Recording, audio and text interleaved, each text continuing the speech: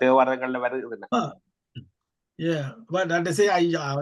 இவர் வந்த அவரை கதை கேட்டு போடுவோம் வந்துட்டா போல இருக்கு. என்ன துவக்க தேவாரம் இது? மாதா பராசக்தி பையமெல்லாம் நீ நிறைந்தாய் ஆதாரம் உன்னையெல்லாம் ஆரமுக்கு பாரினிலே ஏதாயும் வழி நீ சொல்வாய் எமது உயிரே வேதாவின் தாயே மிக பணிந்து வாழ்வோமே. இதுதான் என்ன பாட்டுன்றது? என்ன நான் நினைக்கிறது இயற்றி இருக்கிற ஒரு எல்லாரும் இல்ல இல்ல, இது one of those things. இது அபிராமி அந்தாதிக்கு முன்னுகளே இருக்கு. அப்ப அந்த மாதிரி இல்ல, there must be something. வேதாவினண்டா என்னண்டு சும்மா கண்ண மூடி கண்டு போட இல்லாதானே. வேதங்களை அருளி செய்தவர் சிவபெருமான். சிவபெருமானும் சக்தியும் இணை பிரியாதவர்கள். தன்னிலைமை மன்னியூர்கள் சாரத்தரும் சக்தி பின்னமில்லான் எங்கள் பிரான். ஆனபடியா வேதாவின் தாய் என்று போடுறது சக்தியும் வேதங்களை அருளி செய்த கருத்துல தான். சிவபெருமானுக்கு பிள்ளையார் ஏதோ இப்படி பிறந்தவர். சிவபெருமான் முருகன் சிவபெருமான் நெற்றி கண்ணில இருந்து 6 இருந்து பிறந்தவர். பிள்ளையார் எப்படி பிறந்தது? குளிக்க போற பொழுது கடற்கரையில தான் கிரியேட் பண்ணி போட்டு விட்டு போனவ சிவன் வந்து பார்த்து போட்டு நீ யாருன்னு கேட்டு போட்டு தலையை வெட்டி போட்டாரு. அம்பாள் கேட்ட போல கிட்ட இருக்கிற தரையங்க இருந்தா கொண்டு ஜெயிச்சல பிள்ளையார் இருந்தா அதை கொண்டு வெயிட் பண்ணாரு.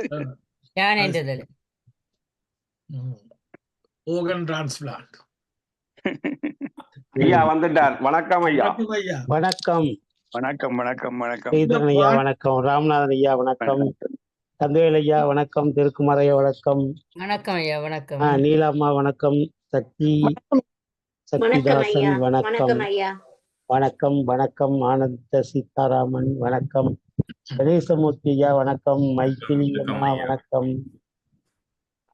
யோகி நாகேந்திரன் அம்மா. வணக்கம் வணக்கம் வணக்கம். யோகி அம்மா இலங்கை போயிருந்தீங்களா? இல்ல இல்ல இல்ல, நான் இங்க பிஸியா இருந்தேன் ஐயா. நான் இலங்கைக்கு போகவே இல்ல. நீங்க எனக்கு ஒரு அப்பாயின்மெண்ட் வந்துச்சு ஐயா. நான் விருப்பம் தான் போகவே இல்ல. நான் இப்போ திங்கட்கிழமை கிளம்புறேன்.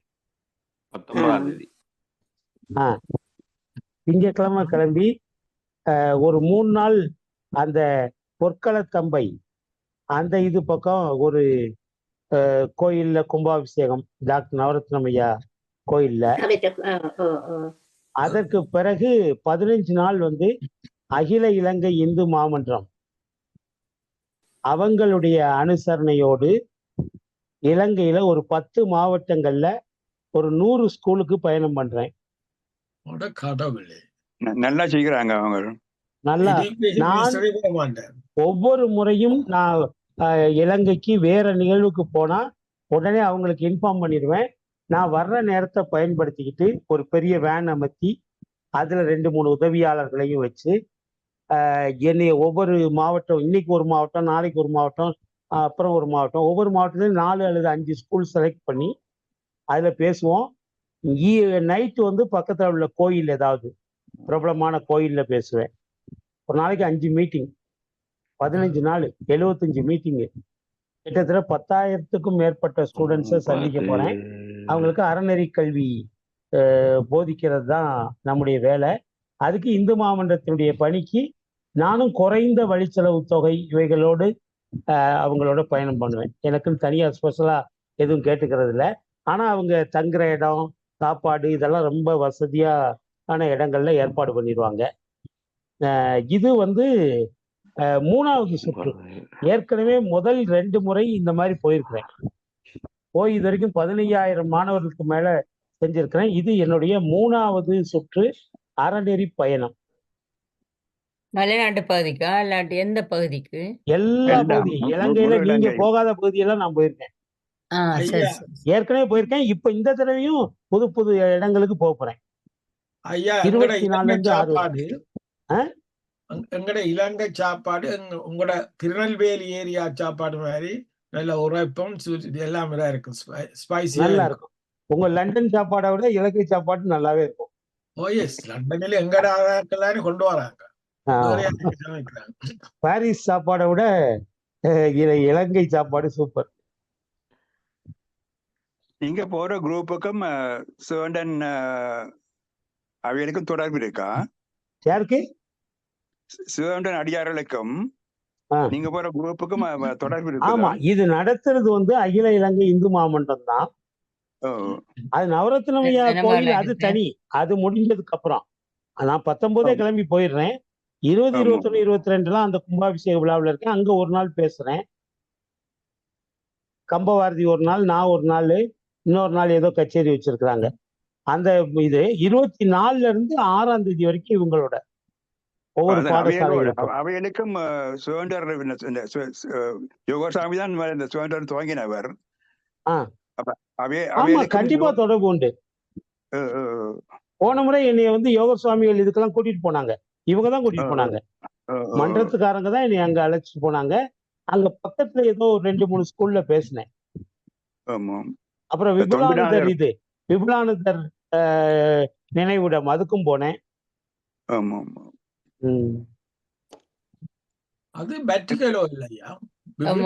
அங்கேயும் போனேன். அப்படியே ஒவ்வொரு இடமா சுத்தணும்.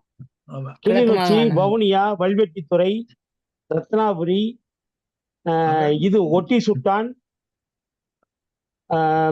காளி, மாத்தரை, திருகோணமலை, முன்னீஸ்வரம், இப்படி நிறைய. நாங்களே இவ்வளவு பார்க்க இல்லையா? அதான் நான் சொல்றேன். இலங்கையில உள்ளவங்க. ஆமா, திருமூலதான் சிவபூமின்னு சொன்னது. திருமூல சிவபூமி என்று சொன்னவர் அகத்தியர் இந்த தென் கைலாயத்துக்கு போனாரல்லோ. இந்த கைலாயத்தில் வடகையில திருமணம் நடக்கும் பொழுது தென் கைலைக்கு போக சொல்லி சிவபெருமான் அருளி செய்த போது அந்த நேரம் மகாவலி கங்கையில தீர்த்தமாடியும் மூதூர் மாவட்டத்துல திருகோணமலை மாகாணத்துல மூதூர் மாவட்டத்துல கங்கு வேலி என்ற இடத்துல ஒரு அகத்தியர் மாட சிவன் கோயிலும் இருக்குது. அந்த இடங்கள்ல அகத்தியர் பாடசாலையும் இருக்குது. அங்க கங்குவேலி நான் போனேன். அது வந்து திருக்கலசை தர புராணத்துல இந்த விவரங்கள் இருக்குது.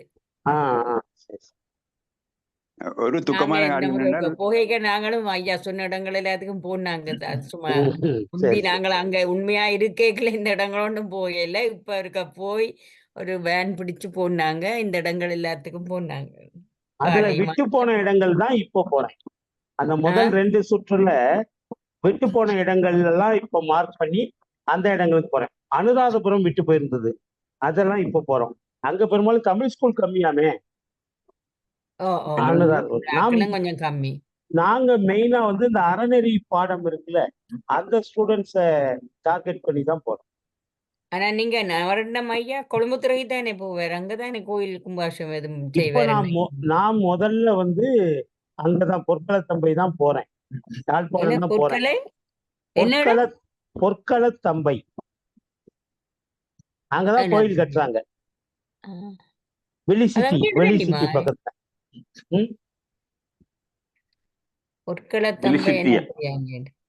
ஆமா, வெளிசிட்டி பக்கத்துல. தெல்லிப்பள பக்கமோ? இந்த ஒரே நிமிஷம் அந்த இத காட்டுறேன். அந்த நோட்டீஸ காமிச்சா உங்களுக்கு புரியும். அதான் அவர் நவரன் ஐயா இடம் அங்கதான் தெல்லிப்பள பக்கம் தான். தெல்லிப்பளையா அவர்? சரி சரி, யாழ்ப்பாணம். அதான் தெல்லிப்பளை துர்க்கைம்மன் கோயிலுக்கு பக்கத்துலன்னு சொன்னாரு. சரி சரி சரி சரி. அப்ப சரி, தெரியுமா? அந்த பேரை புதுசா இருக்கு, எங்களுக்கு இடம் தெரியும். அந்த பர்டிகுலர் அந்த சின்ன இடத்துக்கு பேரு பொற்களத்தம்பைன்னு போட்டிருந்தது. இருக்கலாம் இருக்கலாம் இருக்கலாம். இந்த இதுல காமிச்சு ஒரு துக்கமான காரியம். திருவண்ணாமலை அம்பண்ட கழுத்துல இந்த சோழர் காலத்து தலக்கம் போட்டு தங்கம் கணக்க ஜேம்ஸ் எல்லாம் சேர்ந்து யாரோ களவெடுத்துட்டாங்க. எப்போ? திரும்பி வரும் 2 weeks மேல் வந்தது நியூஸ்ல, தமிழ் நியூஸ்ல.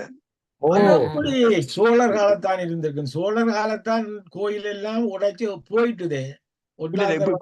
அந்த அம்பாளுக்கு காப்பாற்றி அம்பாளுக்கு பொறுத்த தாடியை அந்த இதெல்லாம் அப்படியே கவனமா பார்த்து வேலாம். கிட்ட 2 வீக்ஸ் தான் யாரோ கலவெடுத்துக்கிறாங்க. இந்த புது கோயில் சோழர் காலத்தான் அந்த காலத்து நகை அப்படியே இருந்தது அம்பாள்லயே. பாருங்க, இந்த இதுதான் வித்தகபுரம் பொற்களத்தம்பை சிவாலயம் அப்படி இத்தனை பேர் இருக்கு. விஷாலாட்சி அம்பிகை, அதாவது இவரு சமாதியான இடம். அதுல விசாலாட்சி அம்மன், அம்பலவாணேஸ்வரர் இத விக்கிரகங்களை பிரதிஷ்டை பண்ணி கோயிலாக்கிட்டாங்க. அந்த கோயிலுடைய கும்பாபிஷேகத்துலதான் பேச போறேன். 20ஆம் தேதி 21, 22, 23 3 நாள் அங்க இருக்க போறேன். 20 காலையில கொழும்பு போறேன். அங்க இருந்து அதுக்கப்புறம் 21 காலையில தான் அங்க போறேன். ஓகேயா, நமக்கு நேரம் ஆயிடுச்சு, நம்ம வகுப்புகள் போலாம். Okay okay okay.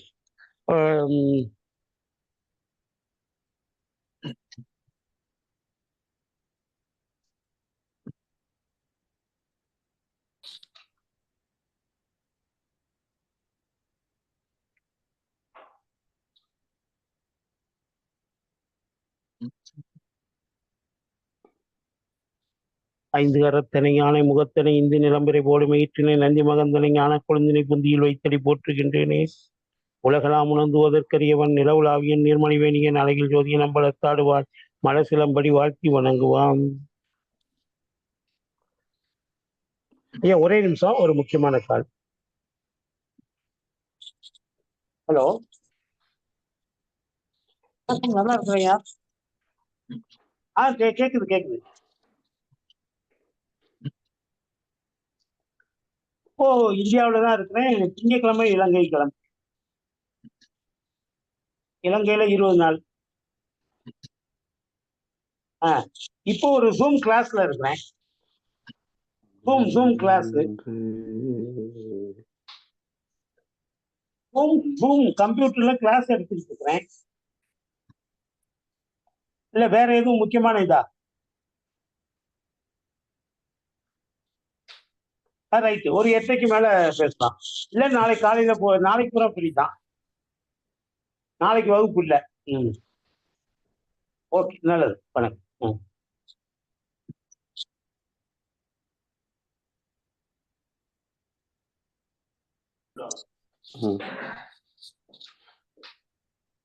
வணக்கத்திற்கும் போற்றுதலுக்கும் உரிய ஆண்மநேய செல்வர்களே, உலகளாவிய சைவ சமய பயிற்சி வகுப்புகளுடைய 27வது வகுப்பு இன்றைக்கு நாம் தொடங்க. 27, 26 26வது வகுப்பிலே இணைந்திருக்கக்கூடிய உங்கள் அனைவரையும் பன்னிரு திருமுறை பகுப்பாய்வு மையத்தின் சார்பாக வாழ்த்துக்களையும் வணக்கங்களையும் கூறி வரவேற்கிறேன். இப்பொழுது நாம முதல் தந்திரத்தை நாம் எடுத்து அதை ஒவ்வொரு பாடலாக ஆய்வு செய்து கொண்டிருக்கிறோம்.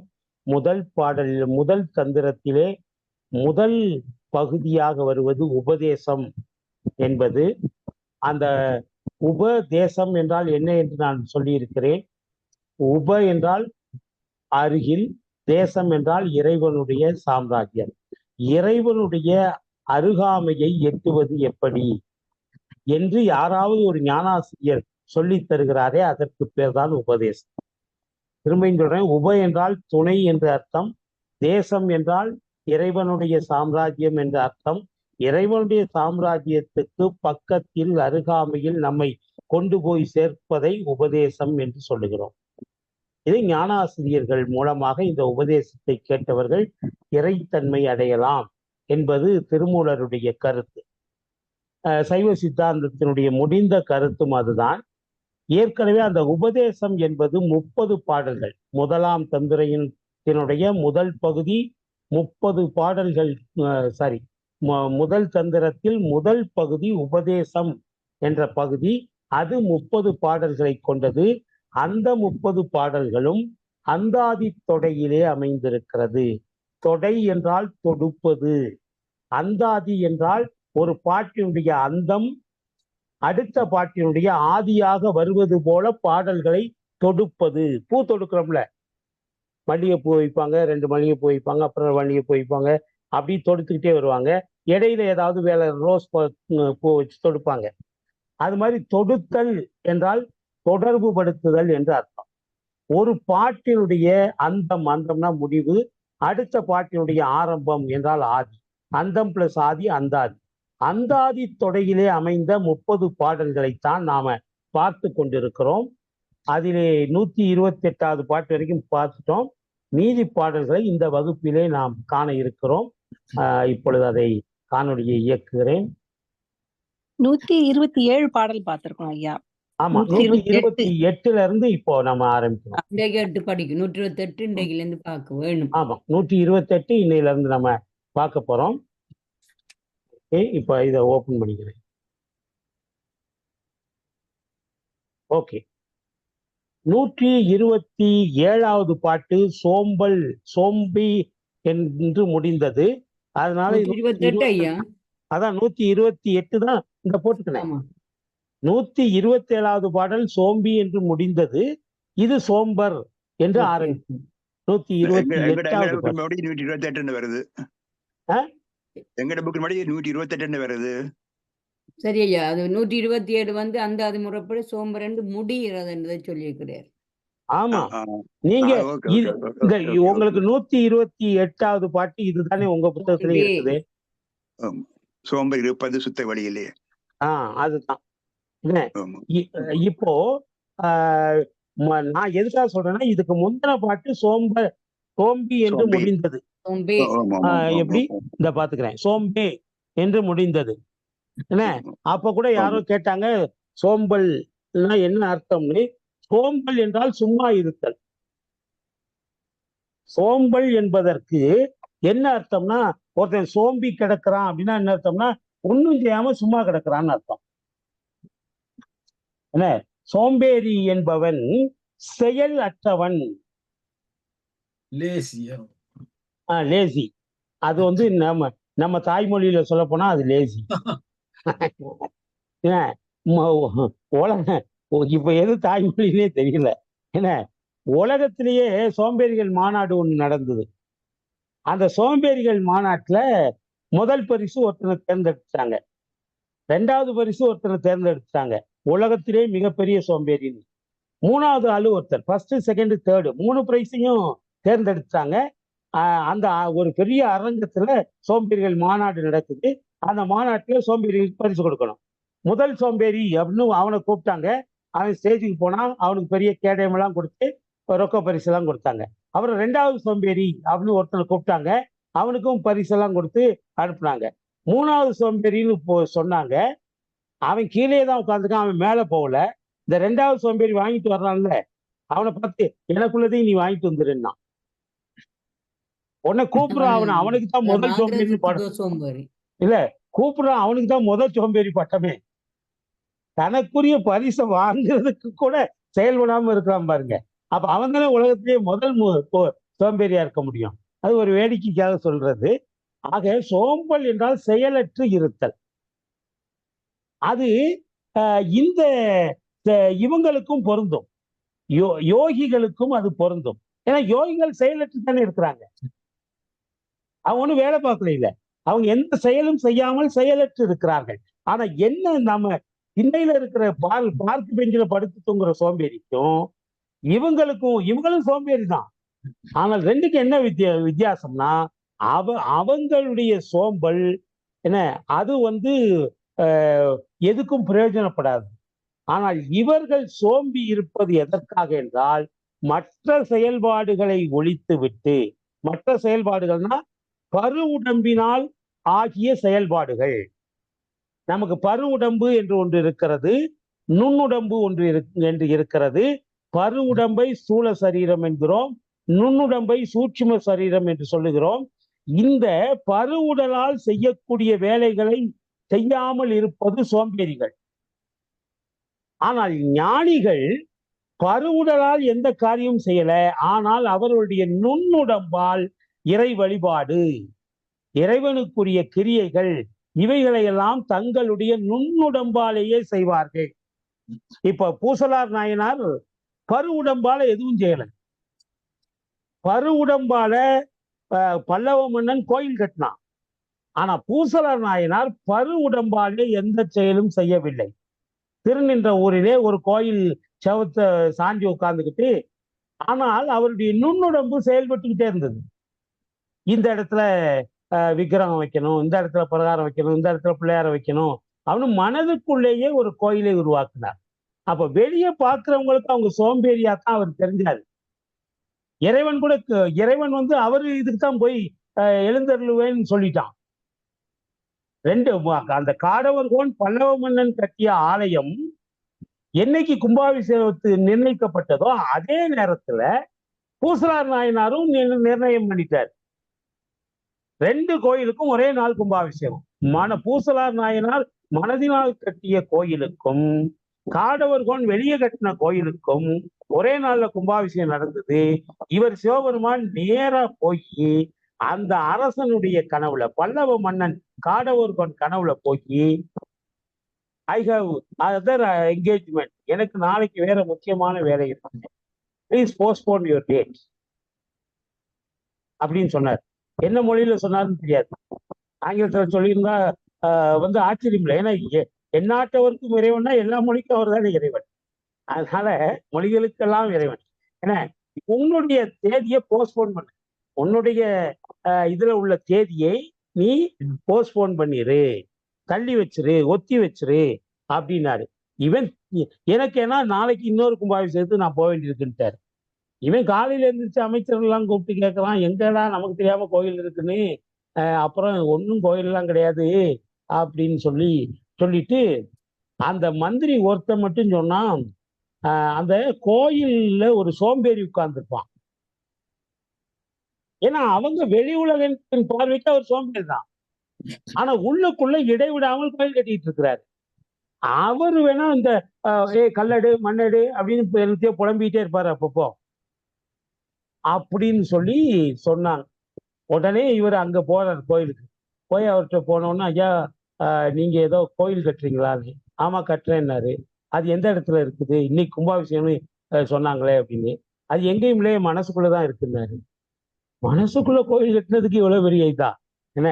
இதை எங்க அப்பாட்ட நான் ஏற்கனவே சொல்லியிருப்பேன்னு நினைக்கிறேன். இருந்தாலும் நல்ல விஷயத்தை இன்னொரு தடவை சொல்லலாம்.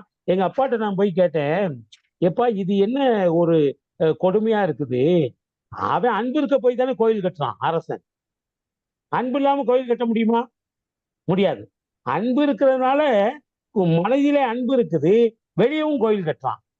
ஆனா பூசலார் நாயனாருக்கு மனதில் அன்பு இருக்கு, ஆனா வெளியே கட்டுறதுக்கு பணம் கிடையாது, மனசுக்குள்ளதான் கட்டுறாரு.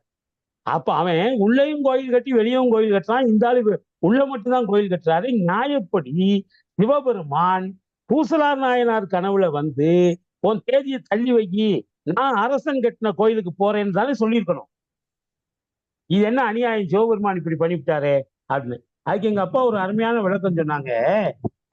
பூசலார் நாயனார் அவன் காடவர்கோன் பல்லவ மன்னன் பகல் பூரா போய் அந்த கோயில் கட்டட வேலைகள் கோபுர வேலைகள் எல்லாம் பார்த்துட்டு மேற்பார்வை பார்த்துட்டு களைச்சு போய் ராத்திரி படுத்து தூங்கிடுறான். அவன் தூங்குனதுனால கனவு வந்தது. கனவு எப்போ வரும்? தூங்குனா தானே வரும். அரசன் தூங்கிட்டான், தூங்குனதுனால கனவு வந்தது. கனவுல போய் தேதியை மாற்றி வச்சுனாரு. ஆனா அந்த பூசலார் நாயனாரு ராத்திரியும் தூங்கல. ராத்திரி போகலா மனதுக்குள்ளேயே கோயில் கட்டி இந்த நாள் குறிச்சு இது தேதி குறிச்சு மனு சாஸ்திர பிரகாரம் வாஸ்து சாஸ்திர பிரகாரம் எல்லா அளவீடுகள்லாம் செஞ்சு மனசுக்குள்ளேயே கோயிலை கட்டுறாரு. அதனால அவர் பகலையும் தூங்கல ராத்திரியும் தூங்கல. ஒருவேளை பூசலார் நாயனார் தூங்கி இருந்தால் அவருக்கு கனவு வந்திருக்கும். அந்த கனவுல இறைவன் போய் தள்ளி வைக்க சொல்லியிருப்பாரு. ஆனா அவன் தூங்குனான், இவர் தூங்கல.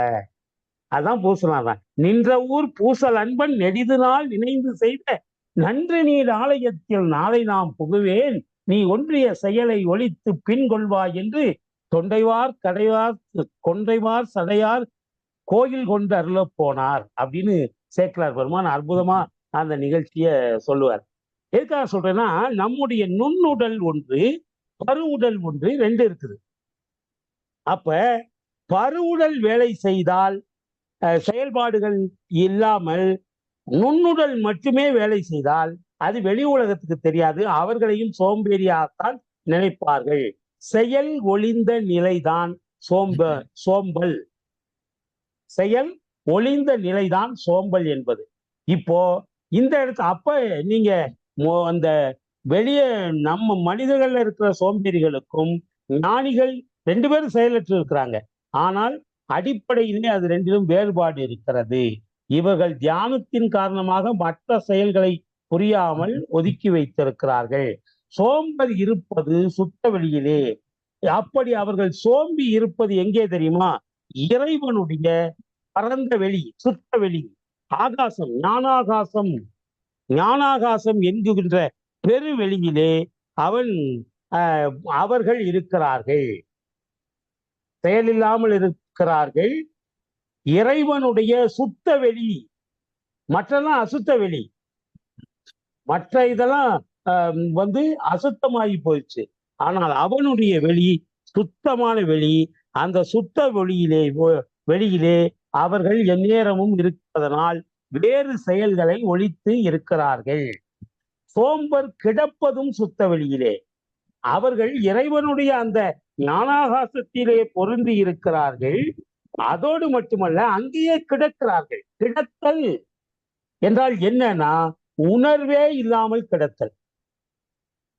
தன்கடன் அடியேனையும் தாங்குதல் என்கடன் பணி செய்து கிடப்பதே. ஒரு கல்லு மாதிரி கிடக்கணும். அதுக்குன்னு தனியா ஒரு எதுவும் தேவைகள் இருக்கக்கூடாது. அதான் பணி செய்து கிடப்பதே.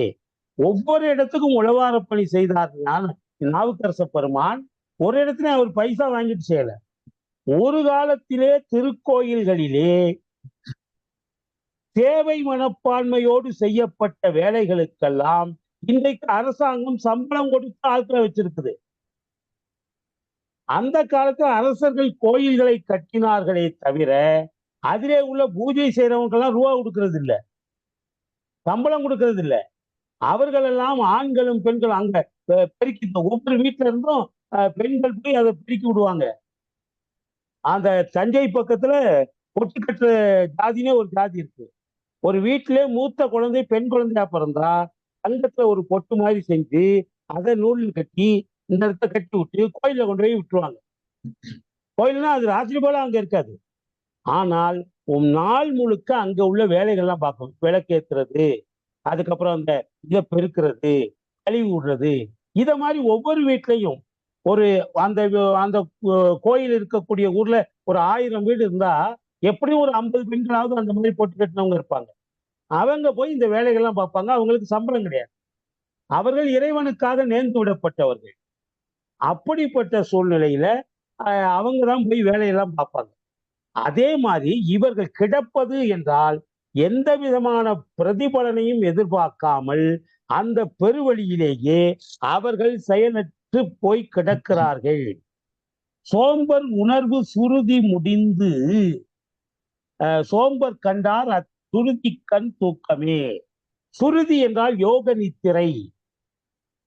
அரித்துயில் இவர் பெருமாள் தூங்குறார்ல, அந்த துயிலுக்கு பேர் என்ன? அரித்துயில். எல்லாத்தையும் அறிந்து கொண்டு தூங்குகிறார். போன வாரமே சொன்னோம்ல, கண்ணனவன் தூங்கிவிட்டால் காசினியே தூங்கிவிடும், மன்னவரே துயில் எழுப்ப மாட்டீரோ. இறைவன் தூங்கிவிட்டால் இந்த உலகமே தூங்கிடும். இருந்தாலும் அவர் தூங்குற மாதிரி ஒரு பாசாங்கு பண்றாரு. ஆனால் தன்னை சுற்றி நடப்பவையெல்லாம் தெரிந்து கொண்டு தூங்குகிறார். அந்த யோக நித்திரை அதிலே போய் இவர்களுடைய உணர்வு அதிலே போய் ஒன்றுகிறது. இறைவனுடைய ஞானாகாச பெருவெளியிலே அவர்கள் எந்த செயலும் அற்று கிடக்கிறார்கள்.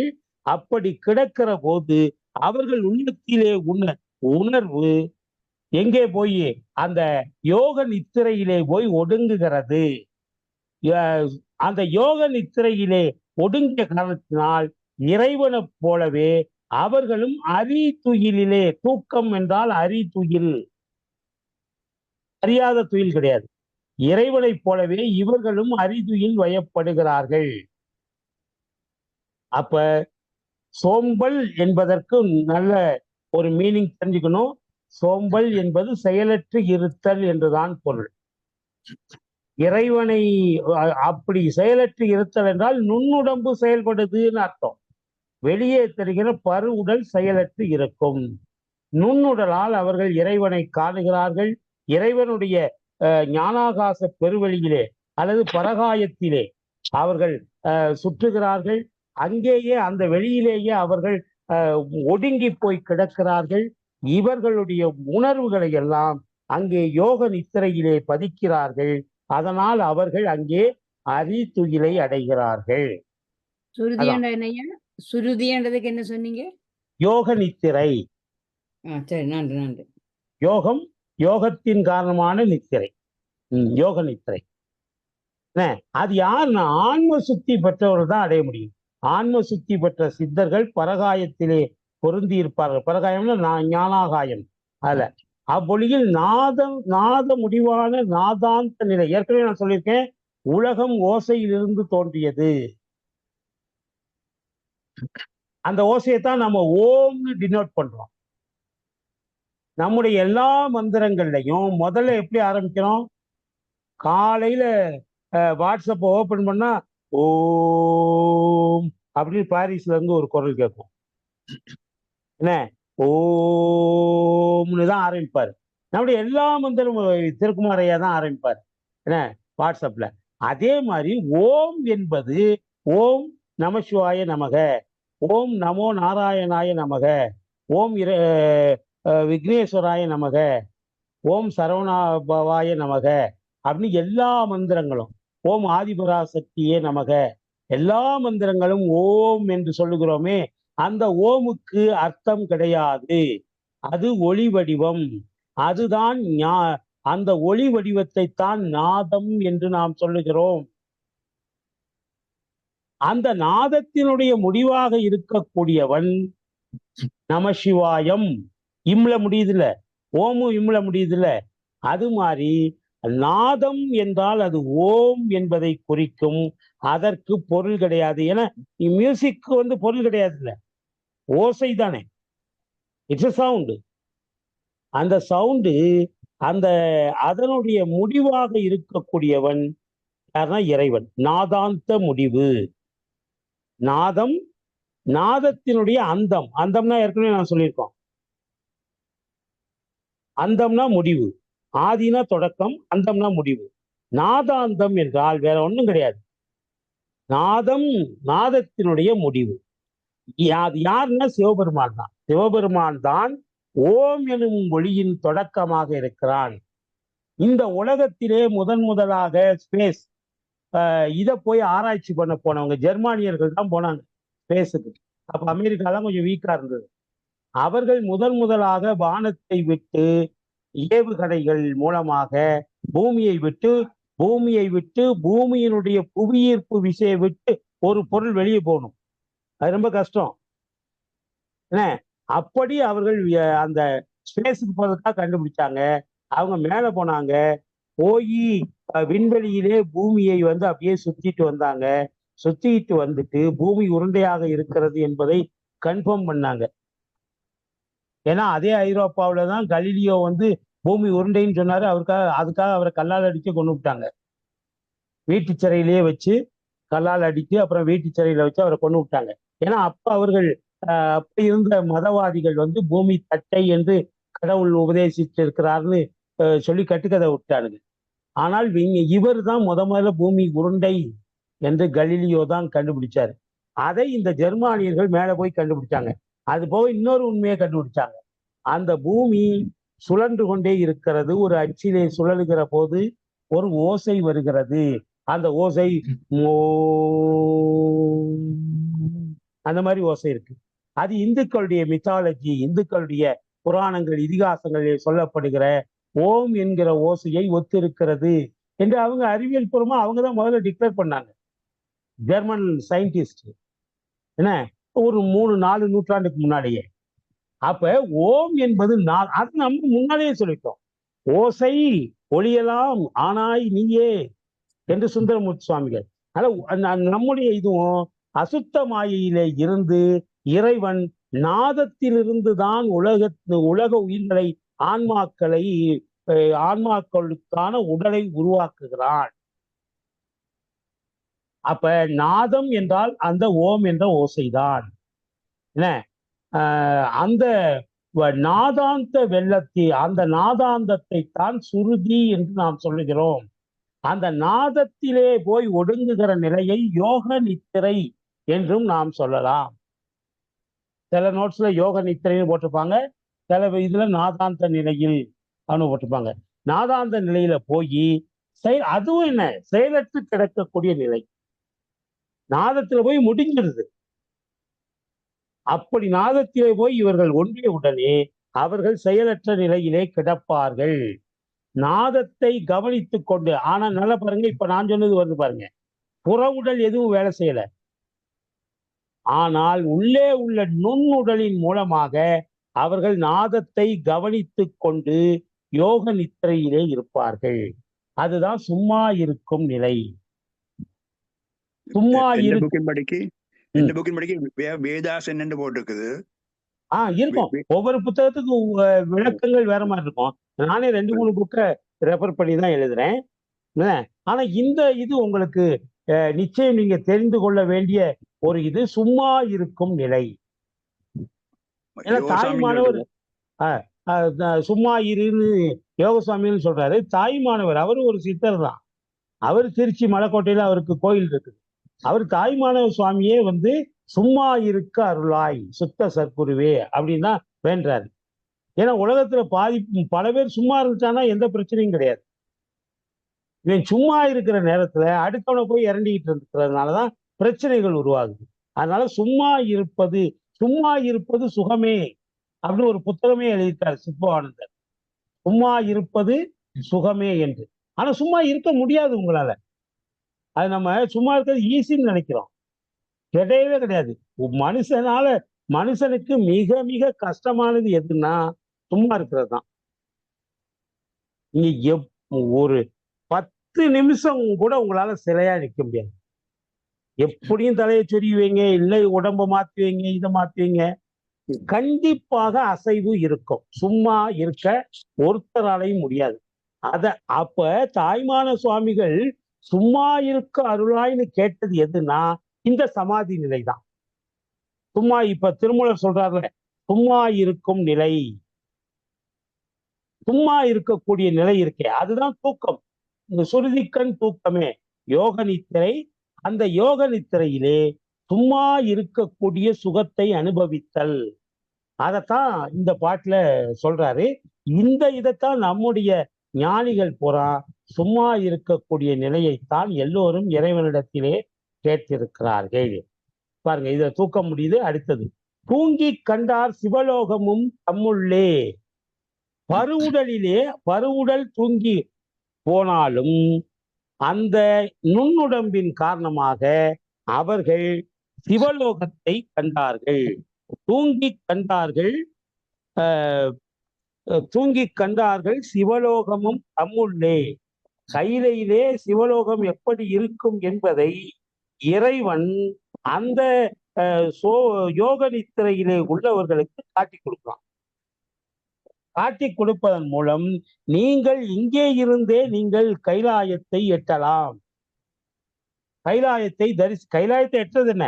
கைலாயத்துக்கு எதுக்கு போகணுங்கிறோம்? தரிசிக்கிறதுக்கு.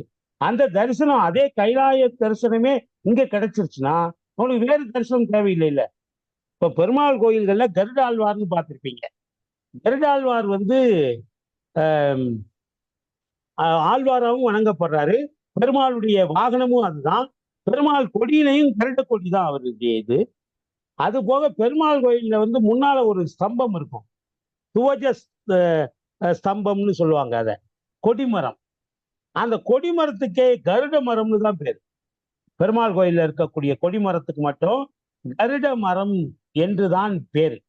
இதை விட ஒரு சிறப்பு என்ன அப்படின்னா, அந்த கருடன் பெருமாளை சுமக்கக்கூடியவர் அவரு. அப்படி ஒரு பிறவியில மட்டும் ஒரு அவதாரம் எடுக்கும் போது அவர் அவசரமா கிளம்பி போயிட்டார். பெருமாள் வாகனம் இல்லாம போயிட்டாரு. எந்த அவதாரத்துக்கு தெரியுமா? நரசிம்ம அவதாரம் எடுக்கும்போது இரணியனும் பக்த பிரகலாதனும் வாதம் பண்ணிட்டு இருக்காங்க. தூண்ல இருப்பாரு, துரும்புல இருப்பாருங்கிறிய, இந்த தூண்ல இருப்பாரான்னு கேட்கிறான். ஆமா இருப்பாரு அப்படின்ட்டான். உடனே தூணை உடைச்சான். அப்ப உடைக்கும் போது பட்டான்னு உடனே வரணும். அதனால கர்டனை விட்டுட்டு பெருமாள் மட்டும் வந்துட்டாரு. இதனால கர்டனுக்கு ஒரு வருத்தம்.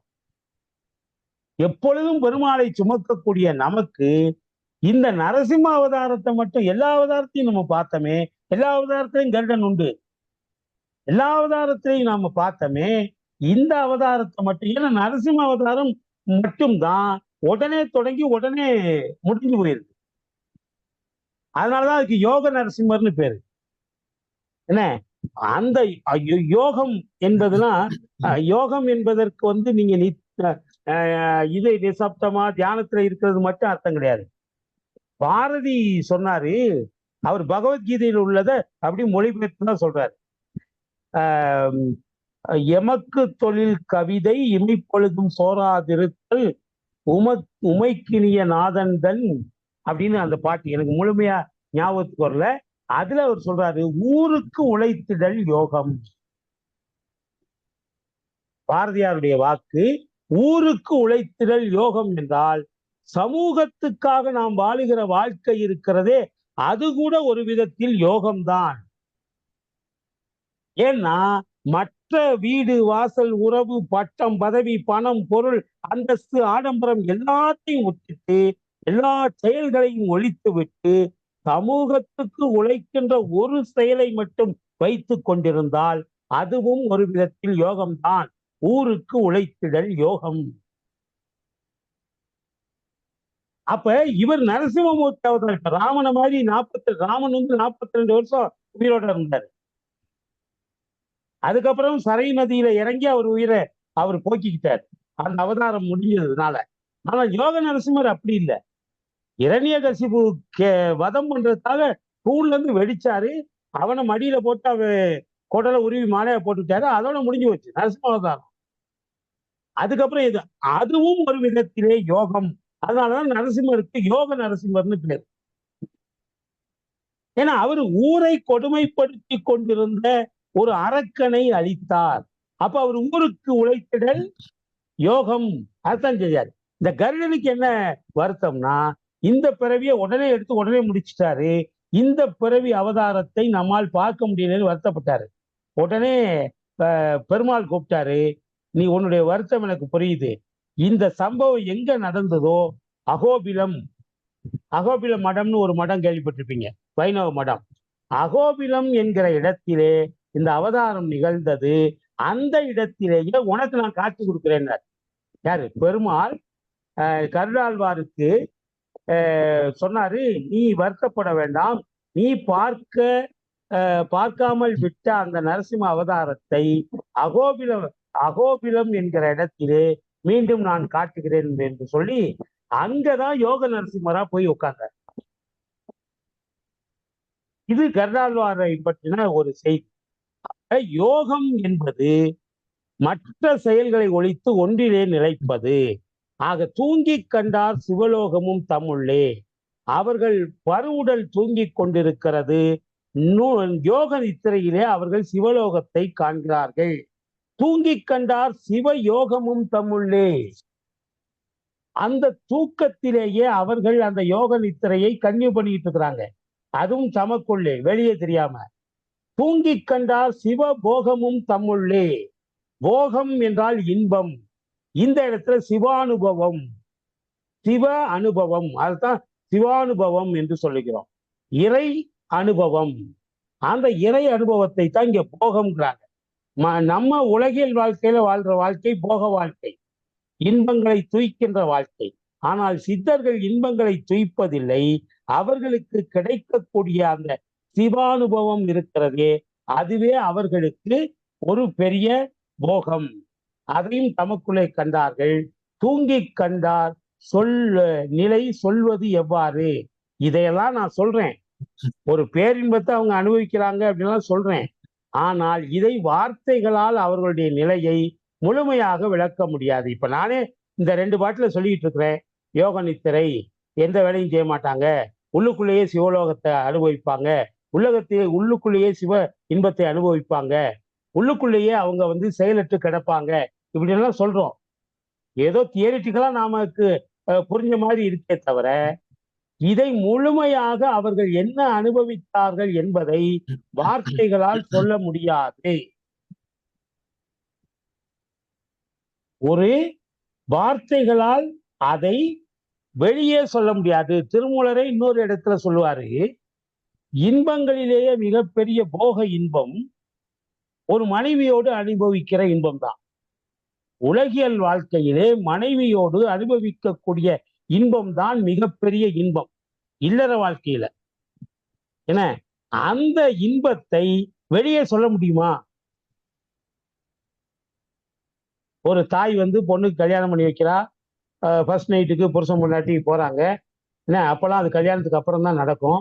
அதனால கல்யாணத்துக்கு அப்புறம் கல்யாணம் முடிஞ்ச உடனே அனுப்பி வைக்கிறாங்க. மறுநாள் காலையில வந்த உடனே அந்த பொண்ணுகிட்ட முதல் நாள் அனுபவம் எப்படி இருந்தது அப்படி எந்த தாயாவது கேட்பாளா? கேட்டா அந்த பொண்ணு சொல்லுவாளா? இதை நான் சொல்லல, திருமூலரே சொல்றாரு.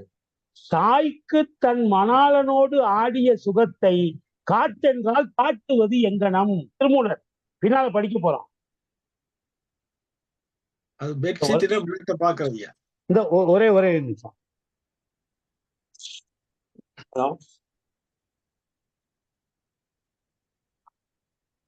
அவன் ஒன்றும் பிரச்சனை இல்லை. நானு அந்த கெஸ்ட் 2-3 செமினார் நம்ம கல்லூரிக்கு வர்றாங்க. ஒருத்தர் வழக்கமா ரூம் எங்க சீப்பா இருக்கும்? ஏன் மாதிரினா எங்க இங்க சேனாபடி பைபாஸா?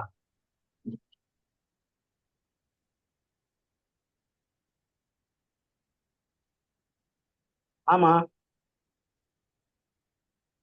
சரி, நான் நாளைக்கு காலைல பேசுறேன் அதை பத்தி. சரி சரி, நான் இப்போ ஒரு ஜூம் மீட்டிங்ல இருக்கிறேன். நான் நாளைக்கு பேசுறேன்.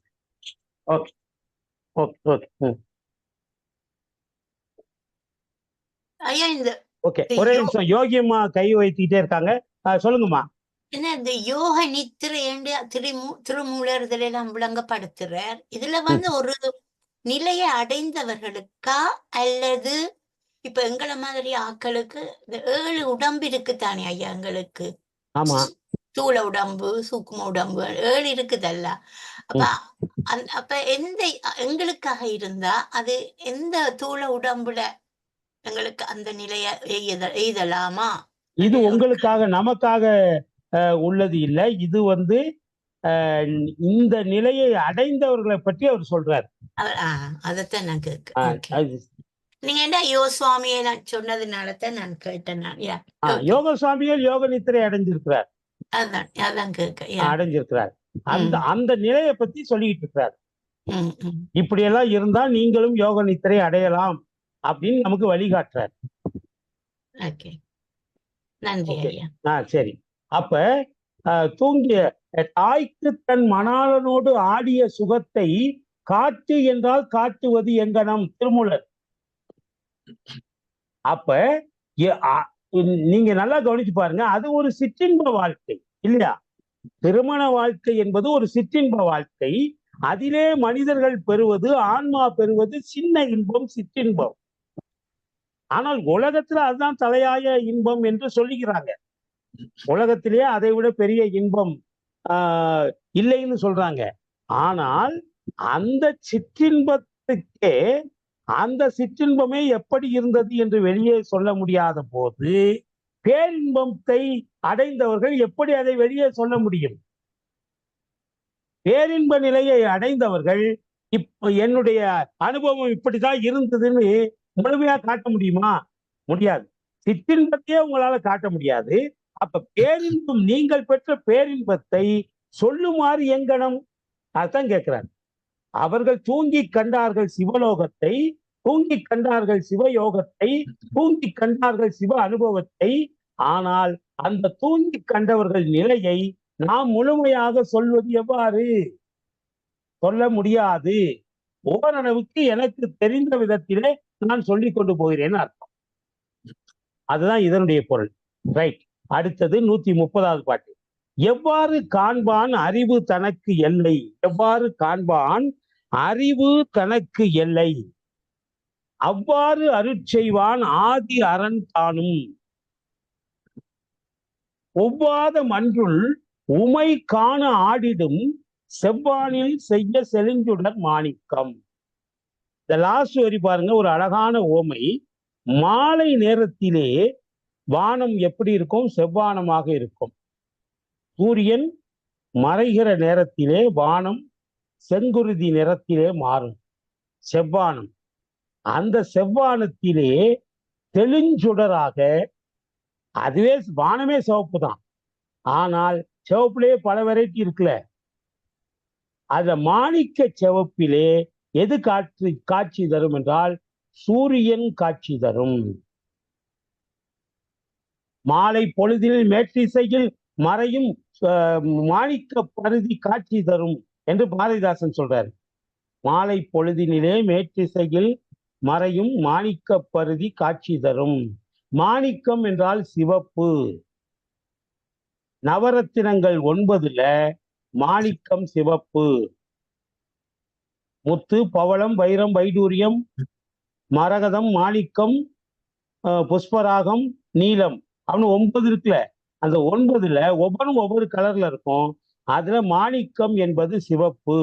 இறைவன் சிவப்பு சுடர், மாணிக்க சுடர் போல காட்சி தருகிறான். அது எதுல? செவ்வானத்திலே ஒரு செஞ்சு. செவ்வானம் ஏற்கனவே லைட் சிவப்பா இருக்கும், அதுல இது டார்க் சிவப்புல மாணிக்கம் மாதிரி இறைவன் காட்சி, மாணிக்கம் மாதிரி சூரியன் காட்சி தரும். அது மாதிரி சித்தர்களுடைய உள்ளத்திலே, யோகிகளுடைய உள்ளத்திலே, யோக நித்திரை கொள்ளுபவர்களுடைய இதயத்திலே இறைவன் அவர்களுடைய மனம் இருக்கிறதே அது செம்மையாய் இருக்கும். செம்மை என்றால் சிவப்பு என்று ஒரு அர்த்தம், சிறப்பு என்று ஒரு அர்த்தம். அப்ப யோகிகளுடைய உள்ளம் என்பது செம்மையாக இருக்கும். அதிலே மாணிக்கம் போல இறைவன் தோன்றுவான். எவ்வாறு காண்பான் அறிவு தனக்கெல்லை. ஒரு மனிதன் எந்த அளவிற்கு தன்னுடைய அறிவின் எல்லையை எட்டுகிறானோ, நல்லா கவனிங்க, ஒரு மனிதன் எந்த அளவிற்கு அறிவினுடைய எல்லையை எட்டுகிறானோ அந்த அளவுக்கு இறைவன் அருள் செய்வான். எவ்வாறு காண்பான் அறிவு தனக்கு எல்லை, அவ்வாறு அருள் செய்வான் ஆதி அரண் தானும். நாம் எந்த அளவுக்கு அறிவின் முயற்சியை பயன்படுத்துகிறோமோ, அறிவினுடைய எல்லையை, அறிவுக்கு ஒரு எல்லை உண்டானா கிடையாது. ஒவ்வொருத்தருக்கும் ஒவ்வொரு அறிவு இல்லை இருக்கும். இப்போ நான் தமிழை பொறுத்த மட்டும் எனக்கு PhD டாக்டரேட் முடிச்சா அதுதான் அறிவினுடைய எல்லை. நீங்க டாக்டர்ஸ் MBBS முடிச்சீங்கன்னா அது உங்களுக்கு அறிவினுடைய எல்லை, இல்லைன்னா MD படிச்சா அறிவினுடைய எல்லை. அப்படி எல்லைகள் ஒவ்வொருவருக்கும் மாறுபடும். இது இது யோகிகளுடைய அறிவின் எல்லை. யோகிகளுடைய அறிவு முழுக்க முழுக்க சிவம் சம்பந்தப்பட்டது. அந்த அறிவினுடைய எல்லையை ஒருவர் எந்த அளவுக்கு எட்டுகிறாரோ அந்த அளவுக்குத்தான் கடவுள் அருள் புரிவான். திருக்குறள் ஒண்ணுல சொல்லுவாங்க, தொட்டனை தூரும் மணற்கேணி. மணல்ல மன்னார்குடி உங்க மன்னார் பக்கம் போனீங்கன்னா மணல்ல குழி தோண்டுவாங்க. தோன்ற எந்த அளவுக்கு தோன்றுறோமோ அந்த அளவுக்கு உள்ளே இருந்து தண்ணீர் ஊறும். கேணி, கிணறு வெட்டுறது. அப்ப தொட்டணைத்து ஊறும் மணற்கேணி. அதுபோல மாந்தர்க்கு கற்றணைத்து ஊறும் அறிவு.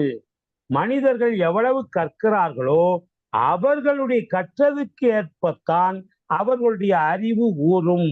அதே போல இறைவனுடைய சிந்தனையிலே எந்த அளவுக்கு அவர்கள் அறிவின் எல்லைகளை தொடுகிறார்களோ அந்த அளவிற்கு அரணாகிய சிவபெருமான் துணை புரிவான். எவ்வாறு காண்பான் அறிவு தனக்கு எல்லை, அவ்வாறு அருட்செய்வான். முயற்சிக்கேற்ற பலன் தான் கிடைக்கும் அப்படிங்கிறார். ஆதி அறந்தானும் அவ்வாறு. அவங்க எவ்வாறு அறிவை பெருக்கிட்டாங்களோ அந்த அளவுக்கு இவனும் அருள் செய்வான். ஒவ்வாதன ஒப்புமை இல்லாத, நோ கம்பாரிசன். இறைவனுடைய திருநடனத்துக்கு எல்லையே கிடையாது, அதுக்கு ஒரு கம்பாரிசனும் கிடையாது. அதனால ஒவ்வாத என்றால் குறிப்பிட்டு சொல்ல முடியாத மன்றுள். மன்றம் என்றால் அது நம்ம சைவத்தை பொறுத்த மட்டும் மன்று என்று சொன்னால் மன்றம் என்று பொருள். மன்றம் என்று சொன்னால் அது பொற்சபை, கனக சபை, சிற்றம்பல சபை, தில்லை திருச்சபை, இதுதான் நமக்கு மன்று. மன்றுளாடும் ஈசன் அப்படின்னா தேவாரம் சொல்லுதுல. மன்று என்று இந்த மன்று இருக்கு பாருங்க, இந்த மன்று என்று சைவ இலக்கியங்களிலே எந்த இடத்திலே வந்தாலும் அது பொற்சபையைத்தான் குறிக்கும்.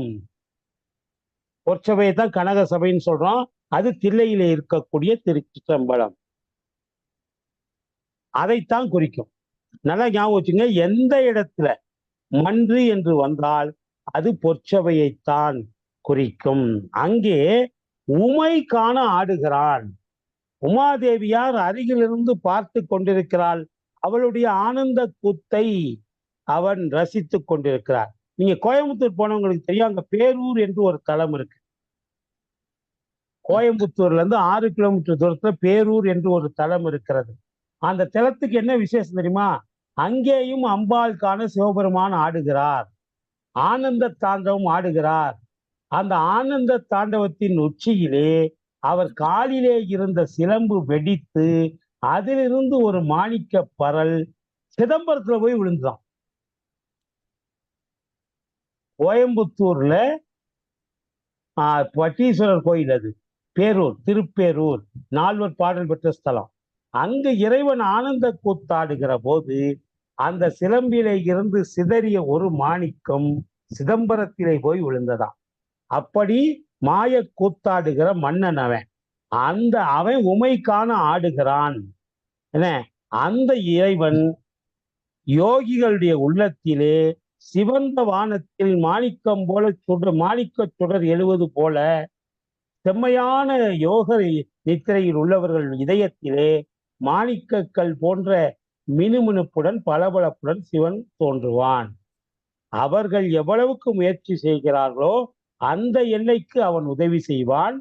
கனக சபையிலே ஆடுகிற அந்த உமைக்கான ஆடுகிற அந்த கூத்தன் அப்படி அறிவால் தன்னை சிந்திப்பவருடைய இதயத்திலே, செம்மையாகிய இதயத்திலே மாணிக்கம் சுடர் போல அவன் மாலை நேரத்து சூரியனை போல அவன் அங்கே காட்சி தருவான்.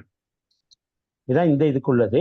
அடுத்தது, மாணிக்கத்து உள்ளே மரகத ஜோதியாய். இன்னைக்கு என்ன சோதனைக்கு போனா வந்துகிட்டு இருக்கு. ஐயா ஜூம் மீட்டிங்ல இருக்கேன், 8:30 மேல கூப்பிடுறேன்.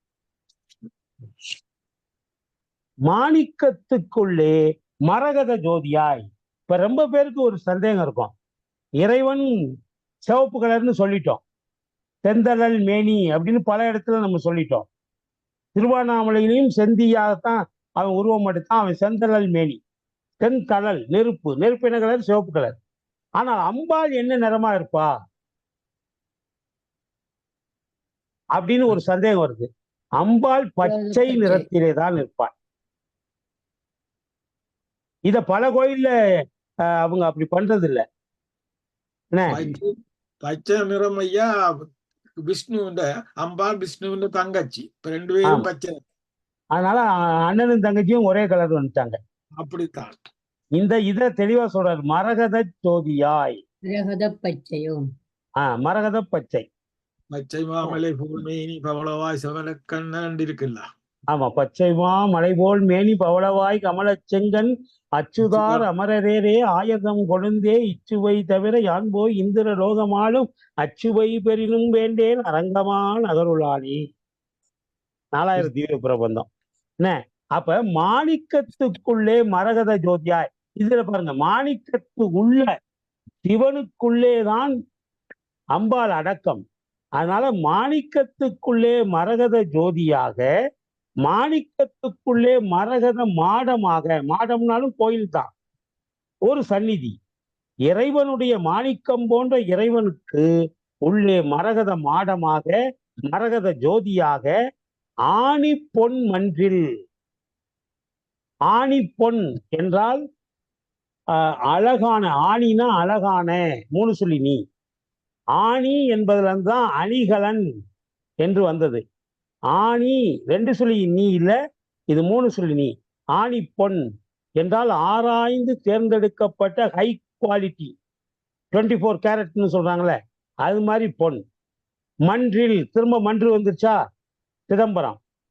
சிதம்பரத்துல பொன் மன்றில் தானே அது, தங்கத்தாலான திருச்சபை தானே அது. அதனால ஆணி பொன் மன்றில் ஆடும் திருக்கூத்தை பேணி தொழுதென்ன பேறு பெற்றாரே. யோக நித்திரையிலே கிடந்து சிவ அனுபவத்தை அவர்கள் அடைகிற போது அவர்கள் மனதுக்குள்ளே மாணிக்கமாகவும் மாணிக்கத்துக்குள்ளே பொதிந்திருக்கக்கூடிய மரகத பச்சையாகவும் இறைவனும் அம்பாளும் அதை அங்கே அவனுக்கு காட்சி தருவார்கள். அந்த பேற்றினை அவர்கள் அடைவார்கள். யோக நித்திரையிலே உள்ளவர்களுக்கு அவர்கள் உள்ளத்துக்குள்ளேயே எம்பெருமான் தில்லையில் எப்படி ஆடுகிறானோ அதே போல அவர்கள் உள்ளத்து மேடையிலேயும் அம்பாளோடு சேர்ந்து அவன் ஆடுகின்ற பேரை அவர்கள் காண்பார்கள். சிவனும் சக்தி, இப்ப நாம இந்த கிளாஸ் தொடங்குறதுக்கு முன்னால கூட நீங்க பேசிட்டு இருந்தீங்களே, சிவனும் சக்தியும் பிரிக்க முடியாமல் பின்னி கிடப்பவை என்பதை உணர்த்துகிறது இந்த பாட்டு. அடுத்த பாட்டு, பேறு பெற்றார், சாரி, பெற்றார் பெரு உலகில் பிரியா பெருநெறி, பெற்றார் உலகில் பிறவா பெரும்பயன், பெற்றார் அம்மன்றில் பிரியா பெரும்பேறு, பெற்றார் உலகுடன் பேசா பெருமையே. இந்த ஞானத்தை அடைந்தவர்கள், யோக நித்திரையை அடைந்தவர்கள் உலகில் பிரியாத பெருநெறியை அடைவார்கள். உலகில் பிரியாத பெருநெறி. உலகை விட்டு நாம எப்ப பிரிகிறோம்? மரணம் வரும்போது பிரிகிறோம். உலகில் பிரியாத பெருநெறி எதுனா மரணம் இல்லாத பெருவாழ்வு. இந்த உலகத்திலே மரணம் இல்லாமல் மனிதன் வாழ முடியுமா? முடியவே முடியாது. நம்ம ஏற்கனவே சொல்லிருக்கோம், கடவுளே இங்க பிறந்தாலும் எண்டு கார்டு உண்டு. 42 வயசுல ராமனுக்கு எண்டு கார்டு இருந்தது, 38 வயசுலயே கிருஷ்ணனுக்கு எண்டு கார்டு இருந்தது.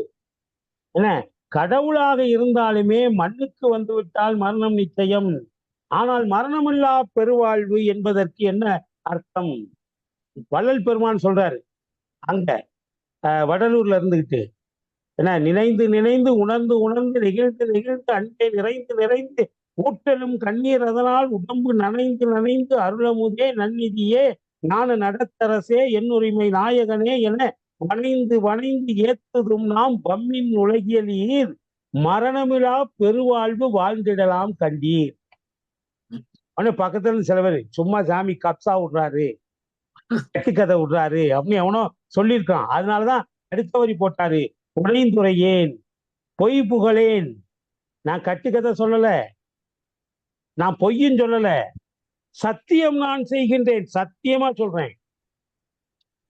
புனைந்துரையேன் பொய் புகழேன் சத்தியம் நான் சொல்லுகின்றேன், பொற்சபையில் சிற்சபையில் புகும் தருணம் இதுவே. கடவுளே ஜோதிமயம்தான் அப்படின்னு சொல்லி அவரு கோயில்ல எந்த கடவுளையும் வைக்க மாட்டாங்க. வள்ளலார் இதுல ஒரு தீபம் தான் அவங்களுக்கு சுடர் தான் கோயில். ஆனால் அவரே என்ன சொல்றாரு? பொற்சபை தான் சொல்றாரு. பொற்சபையில் இருக்கக்கூடிய இறைவனுடைய அருள் இருந்தால் மரணமிழா பெருவாழ்வு அடையலாம். அப்ப ஆனா அவரு மரணம் அடைந்துச்சார். அவர் மரணம் அடைஞ்சிட்டார்ல. இறைவன் மேல சத்தியம் பண்ணி சொன்னவரு எப்படி செத்து போலாம்? யோசிச்சு பாருங்க. அப்ப ஊருக்கு தான் உபதேசமா? அவர் வாழ்க்கையிலேயே அது நடக்கலையே. அவர் வாழ்க்கையிலே அது நடக்கலையே. 100 வருஷம் வாழ்வது எப்படின்னு ஒருத்தர் புத்தகம் போட்டாரு, தமிழ்வாணன் ஒருத்தர், செட்டியார், என்ன, காரைக்குடி செட்டியார். அவர் தான் தமிழ்வாணன். நிறைய டிடெக்டிவ் ஸ்டோரிஸ் எல்லாம் எழுதினார். அவரு 100 ஆண்டுகள் வாழ்வது எப்படின்னு புத்தகம் போட்டார். ஆனா 48 வயசுல போய் சேர்ந்தார். அப்ப அந்த புத்தகத்தை யாராவது படிப்பானா? யோசிச்சு பாருங்க. இதை எழுதினவர் 100 வருஷம் வரைக்கும் இருந்தாரா? அப்ப அவரால முடியதை நம்ம செய்ய சொல்றாரு. இந்த அப்பா சில பேர் பையனை கூப்பிட்டு சொல்லுவாரு, டேய் நான் டாக்டர் ஆகணும், கந்தவேல் மாதிரி டாக்டர் ஆகணும்னு ஆசைப்பட்டேன், ஆனா என்னால முடியல, நீயாவது எப்பயாவது டாக்டர் ஆகுது. அவன் கேட்கறான் திரும்ப, எப்ப ஒன்னாலேயே முடியல, இல்ல அதையே என்னையே சொல்லி வற்புறுத்துறேன். நீ டாக்டர்னு ஆசைப்பட்ட, அது ஒன்னாலேயே முடியல, அப்ப என்ன மட்டும் டாக்டர் ஆகணும்னு ஏன் ஆசைப்படுற அப்படின்னு கேட்டானா. அது மாதிரி இவனே 48 வயசுல இறந்தவன் 100 வயசு வரைக்கும் வாழ்வது எப்படின்னு புத்தகம் போட்டா அது இந்த உலகம் நம்புமா? அப்ப அருள மிகப்பெரிய வள்ளல் பெருமான், அவரும் ஒரு விதத்துல சித்து விளையாட்டுகள் நிறைய பண்ணவர், தண்ணியை ஊத்தி விளக்கரிச்சவர். கருங்குழி என்கிற இடத்துல இன்னைக்கு இருக்கு வடலூர் பக்கத்துல. கருங்குழி என்கிற இடத்துல எண்ணெய் தீர்ந்து போச்சு, இரவு பூரா பூஜை பண்ணணும், அதனால குடத்துல தண்ணி எடுத்து சொல்லி ராத்திரி பூரா ஊத்திக்கிட்டே இருந்தாங்க. ராத்திரி பூரா எடுத்துக்கிட்டே இருக்குது. இங்க யாரு வள்ளல் பெருமான் இறந்ததாக எங்கும் இல்லையே விளக்கவும் அப்படின்னு கணிகமா சொல்லியிருக்கிறாங்க. நாம பார்க்கலைன்னா அவங்க இறந்துட்டாங்கன்னு தானே அர்த்தம். நம்ம இறந்துட்டாங்கன்னா அவங்க நித்திய மரணம் அடைந்தாட்டாங்கன்னு நான் சொல்ல, நம்மால் காண முடியாத நிலையை அடைஞ்சிட்டாங்க. நம்மால் காண முடியாத நிலை. ஒரே நிமிஷம், ஜூம் மீட்டிங்ல இருக்கிறேன், 8:30க்கு கூப்பிடுறேன். ஜூம் கிளாஸ்ல இருக்கிறேன், 8:30க்கு கூப்பிடுறேன். Okay, no problem. 8:30க்கு எடுக்கிறேன். ஓகே. என்ன அப்போ கணிகமா தான் கேட்டாங்க, அவர் இறந்ததாக இல்லையே அப்படின்னு கேட்டிருக்காங்க. அப்ப அவர் உயிரோட இருக்கிறாருங்கிறதுக்கு ஏதாவது ஒரு ஆதாரம் வேணும்ல. அப்படின்னா என்ன அர்த்தம்னா, அதுதான் மரணம் இல்லா பெருவாழ்வு.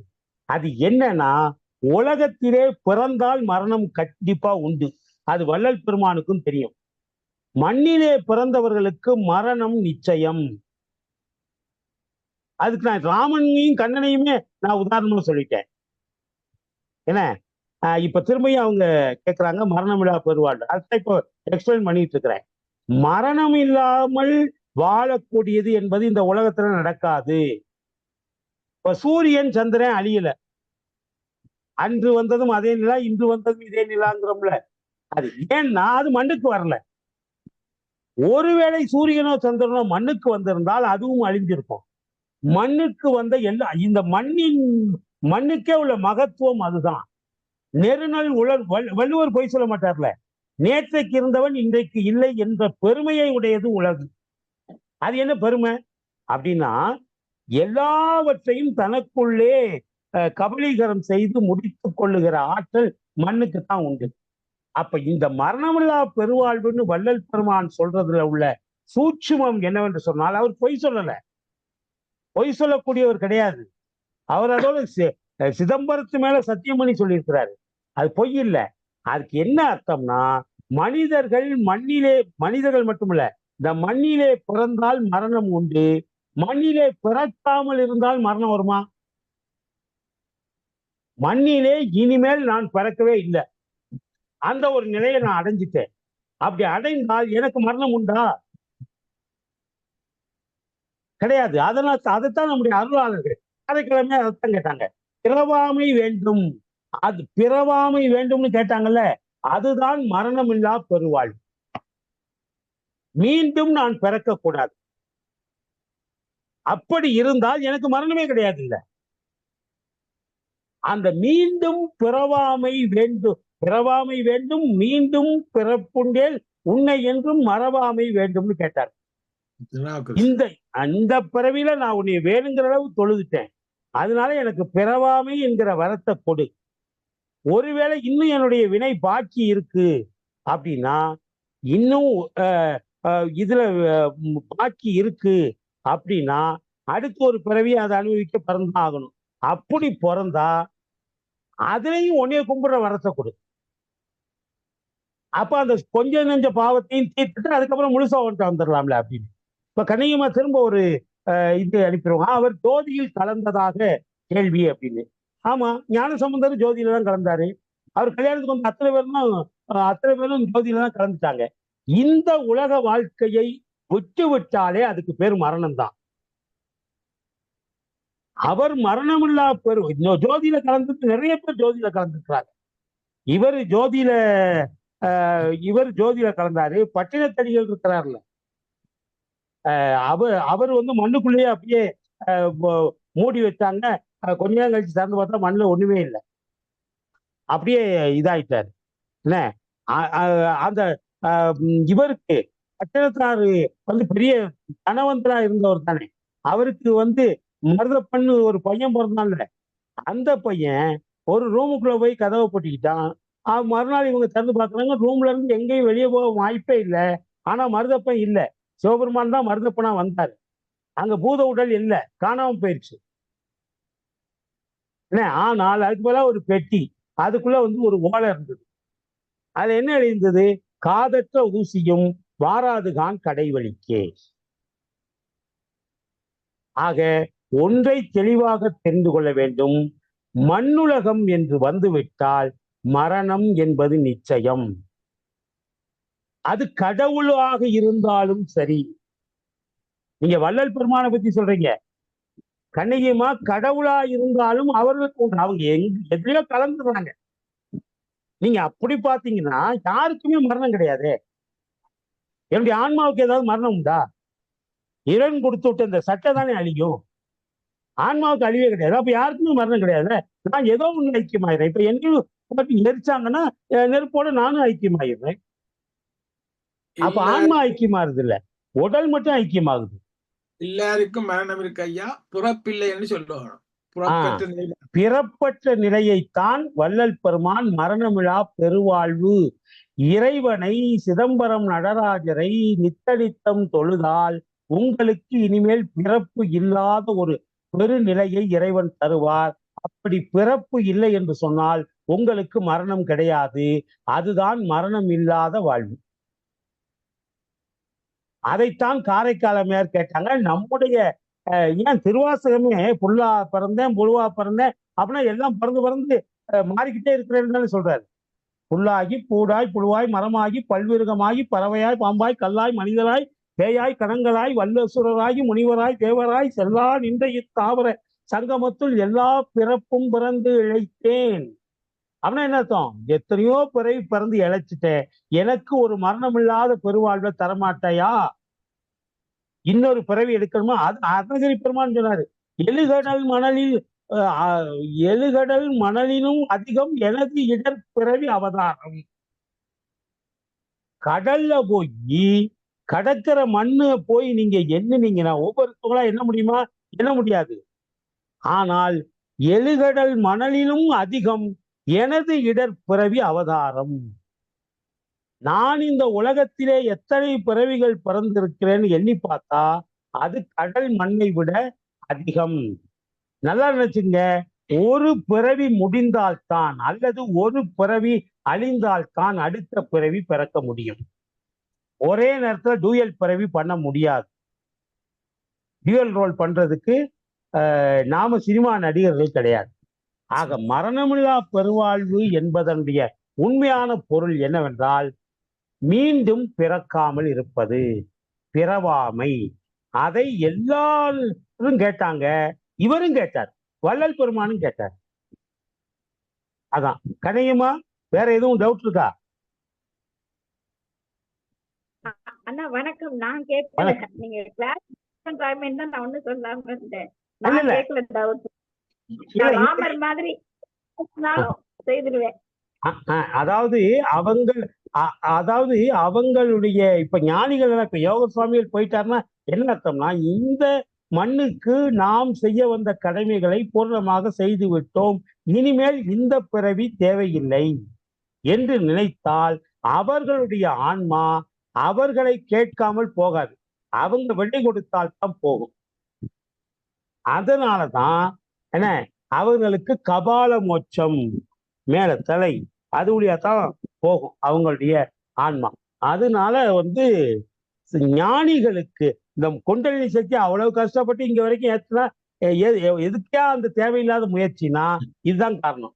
அப்படி அவர்கள் மேல வரைக்கும் ஏத்திட்டா அவர்கள் நினைக்கிற காலம் வரைக்கும் இந்த மண்ணிலே வாழ முடியும்.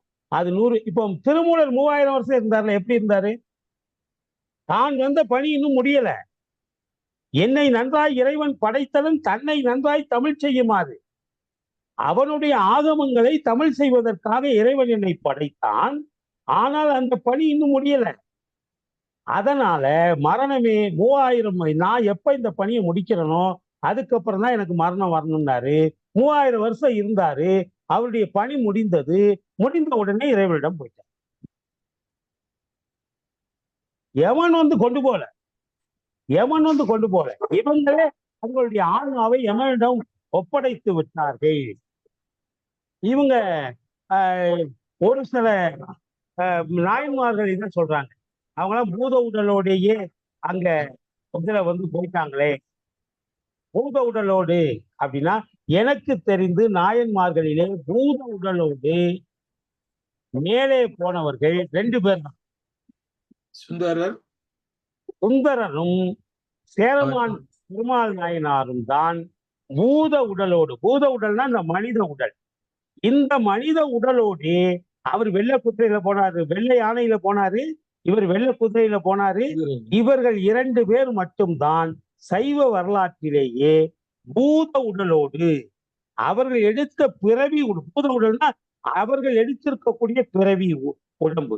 இந்த பிறவி உடம்போடு அவர்கள் அங்கே போனார்கள். இப்ப கண்ணையம்மா சொன்ன திருநாளை போவார், இவங்க நந்தனார்லாம் இருக்கிறாங்கல்ல, இவர்கள் எல்லாம் அந்த உடலோடு போகவில்லை.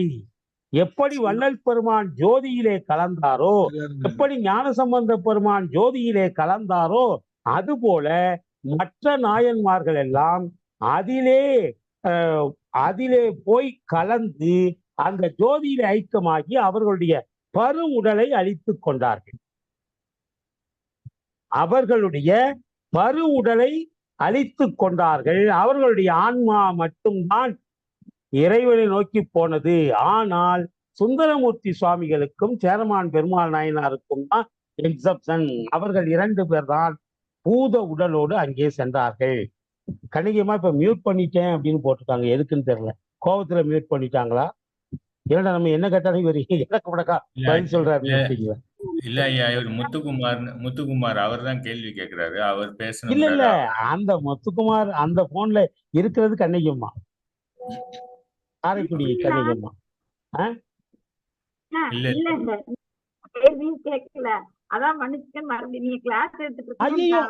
நீங்க என்ன இப்படி புதுசா சொல்றீங்க? நான் கேள்வி கேட்கறவங்களை தான் ஊக்கப்படுத்துவேன். நான் இந்த என்னதான் பாடத்துல இருந்தாலும் உங்க கேள்வி அப்பப்ப வர வர டக்குன்னு அதுக்கான பதில தான் சொல்லிக்கிட்டே இருக்கேன். அவங்க கேட்கல ஐயா, அவர் முத்துக்குமார்ங்கிறவர் கேட்கிறாரு, கண்ணகி அம்மா கேட்கல. ஓ சரி சரி சரி, ஓகே ஓகே ஓகே ஓகே. அவர் முத்துக்குமார் கொஞ்சம் அன்மியூட் பண்ணீங்கன்னா அவர் கேட்கறேங்கிறாரு கேள்வி. யாரு முத்துக்குமார்? நான் யாரையும் மியூட் பண்ணலையே. அவர் போட்டிருக்காரு, ஏதோ அவரால் அன்மியூட் பண்ண முடியலன்னு சொல்லி. முத்துக்குமார் கேட்கணும்னா கேட்கலாம், நோ டவுட். இது கேள்விக்களம் தான். இது சும்மா நான் மட்டுமே லெக்சர் பண்றேன். இது லெக்சர் கிடையாது, இது சமய சொற்பொழிவு கிடையாது, இது கிளாஸ். அவரை கொஞ்சம் அன்மியூட் பண்ணி விடுங்களேன். நான் பண்ண வேண்டியது அவங்களே பண்ணலாமே. இப்ப யாரையும் நான் வந்து மியூட் பண்ணவே இல்லையே, அவங்க தான் அன்மியூட் பண்ணணும். இப்படி வச்சோம்னா ஆஸ்க் டு அன்மியூட்னு வருது. அவரா தான் அன்மியூட் பண்ணிட்டு பேசணும். என்னமா கணிகமா? இப்ப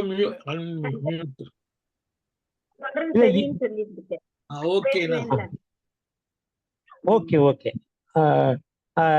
நான் யாரையும் மியூட் பண்ண மாட்டேன், அவங்களே தான் மியூட் பண்ணிக்குவாங்க. ஓகே சரி. அப்ப பெற்றார் உலகில் பிரியா பெருநெறி, இது திருமூலர் சொல்றது. இதுதான் பிறவாமை, மரணமிழா பெருவாழ்வு. உலகிலே பிரியா பெருநெறி, உலகிலிருந்து பிரியாத, உலகிலிருந்து பிரிதல் என்பது மரணம், உலகிலிருந்து பிரியாத பெருநெறி என்பது மரணமிழா பெருவாழ்வு. அப்ப என்ன அர்த்தம்? உலகத்துல பிறக்கவே கூடாது, பிறக்காமல் இருந்தால் பிரியாமல் இருக்கலாம். என்ன பெற்றார்? யாரு? ஞானிகள், யோக நித்திரையிலே ஈடுபட்டவர்கள். உலகில் பிரியா இப்படி பிரிக்கணும். உலகில் பிரியா பெருநெறி, மரணமிழா பெருவாழ்வை அவர்கள் உலகில் அடைவார்கள். பெற்றார் உலகில் பிறவா பெரும்பயன், உலகத்தில் மீண்டும் பிறக்காமல் இருப்பதுதான் வாழ்க்கையினுடைய பெரிய பயன். மீண்டும் மீண்டும் பாவம் செய்து மீண்டும் மீண்டும் பிறவியிலே வருவது மிக துன்பமான வாழ்க்கை. ஆனால் இந்த ஞானம் இந்த ஞான யோக நித்திரையை அடைந்தவர்கள் உலகிலே பிறவாமல் இருக்கின்ற பெரிய பயனை பெறுவார்கள். பெற்றார் அம்மன்றில், திரும்ப பாருங்க, மன்றில் வந்துருச்சு. மன்றில் என்றால் பொற்சபை. பெற்றார் மன்றில் பிரியா பெரும்பேறு. இறைவன் கூத்தாடுகிற கனக சபையை விட்டு பிரியாத பெரும் பேற்றினை அவர்கள் அடைவார்கள். பெற்றார் உலகுடன் பேசா பெருமையே. அவர்கள் உலகத்தோடு பேச மாட்டார்கள், இறைவனோடு மட்டும் பேசுகிற பெருமையினை அடைவார்கள். பெற்றார் உலகில் பிரியா பெருநெறி, பெற்றார் உலகில் பிறவா பெரும்பயன், பெற்றார் அம்மன்றில் பிரியா பெரும்பேறு, பெற்றார் உலகுடன் பேசா பெருமையே. அவர்கள் உலகத்தில் உள்ளவர்களோடு பேசாமல் இறைவனோடு மட்டும் பேசக்கூடிய வல்லமையை பெறுவார்கள். அடுத்து, பெருமை சிறுமை அறிந்து எம்பிரான் போல் அருமை எளிமை அறிந்தவர் யார்? அறிந்தவர் யார்? இப்ப திருமூலர் ஒரு கேள்வி கேட்கிறாரு. பெருமையையும் சிறுமையையும், இறைவனுடைய பெருமையையும் இறைவனுடைய சிறுமையையும் நாம் அறிந்து கொள்ள முடியும். இறைவனுடைய பெருமையை அறிந்து கொள்ள முடியும்னா சரி, இறைவனுடைய சிறுமைனா அவருக்கு என்ன சின்னத்தனம் இருக்குது? பெருமை என்றால் இறைவனுடைய பெருமையை சிறுமையையும் அறிய முடியும்னு சொல்றாரு. பெருமைனா அது சரி, இறைவனுடைய பெருமையை நம்மால அறியலாம் அப்படின்னு சொல்லலாம். சிறுமைனா என்ன அப்படின்னா, இந்த இடத்துல பெருமை சிறுமைக்கு வேற அர்த்தம். பெருமை என்றால் பெரிய அண்டம், இறைவன் படைத்த அண்ட வெளி இருக்குதே, அதுவே அவனுடைய பெருமை தானே. இந்த உலகம் முழுக்க அண்டம் முழுக்க வியாபித்திருப்பவனாக எங்கும் இருக்கிறான் இறைவன். இறைவன் இல்லாத இடம் ஒன்று இல்லை, எங்கும் அவன் பரவி இருக்கிறான். இது அவனுடைய பெருமை. பெருமைனா அவனுடைய பெரிய தன்மை. பெருமை என்றால் நம்ம நினைக்கிற பெருமை கிடையாது, அவனுடைய பெரிய தன்மை. எது? இந்த அண்டங்களாக விரிந்திருப்பது. சிறுமை என்ன தெரியுமா? உலகத்திலேயே ரொம்ப சின்ன பொருள் எது?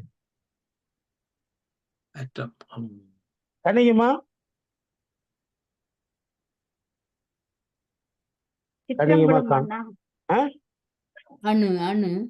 உலகத்திலேயே மிகச் சிறிய பொருள் எது? அணுக்கள். கரெக்ட். ஓகே, அணுக்கள். அணுதான் இருக்கிறதுலயே. Atom is the tiniest particle of an element.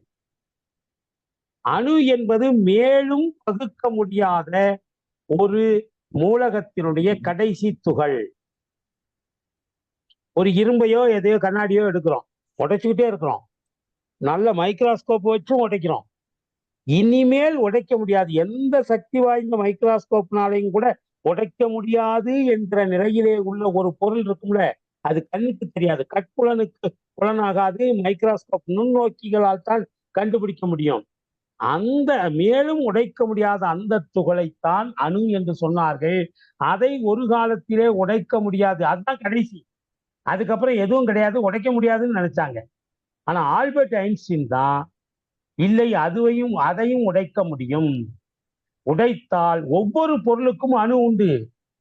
அது இரும்பா இருந்தாலும் சரி, மனுஷனுடைய தேகமா இருந்தாலும் சரி, எல்லாவற்றுக்கும் அணு உண்டு. அணுக்களால் ஆனதுதான் செல்கள், செல்களால் ஆனதுதான் உடம்பு.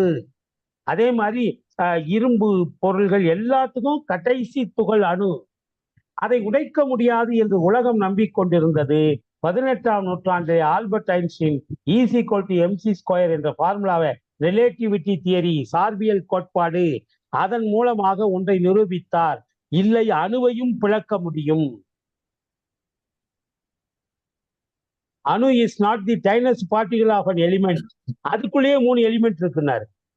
அணுவை ஒரு எக்ஸ்டர்னல் விசையை வச்சு பிளந்தோம்னா அதுக்கு உள்ள நடுவுல நியூக்ளியஸ்னு ஒண்ணு இருக்குது, அதுல நியூட்ரானும் புரோட்டானும் பின்னி பிணைந்து இருக்குது. அதை எலக்ட்ரான்கள் சுற்றி வருது.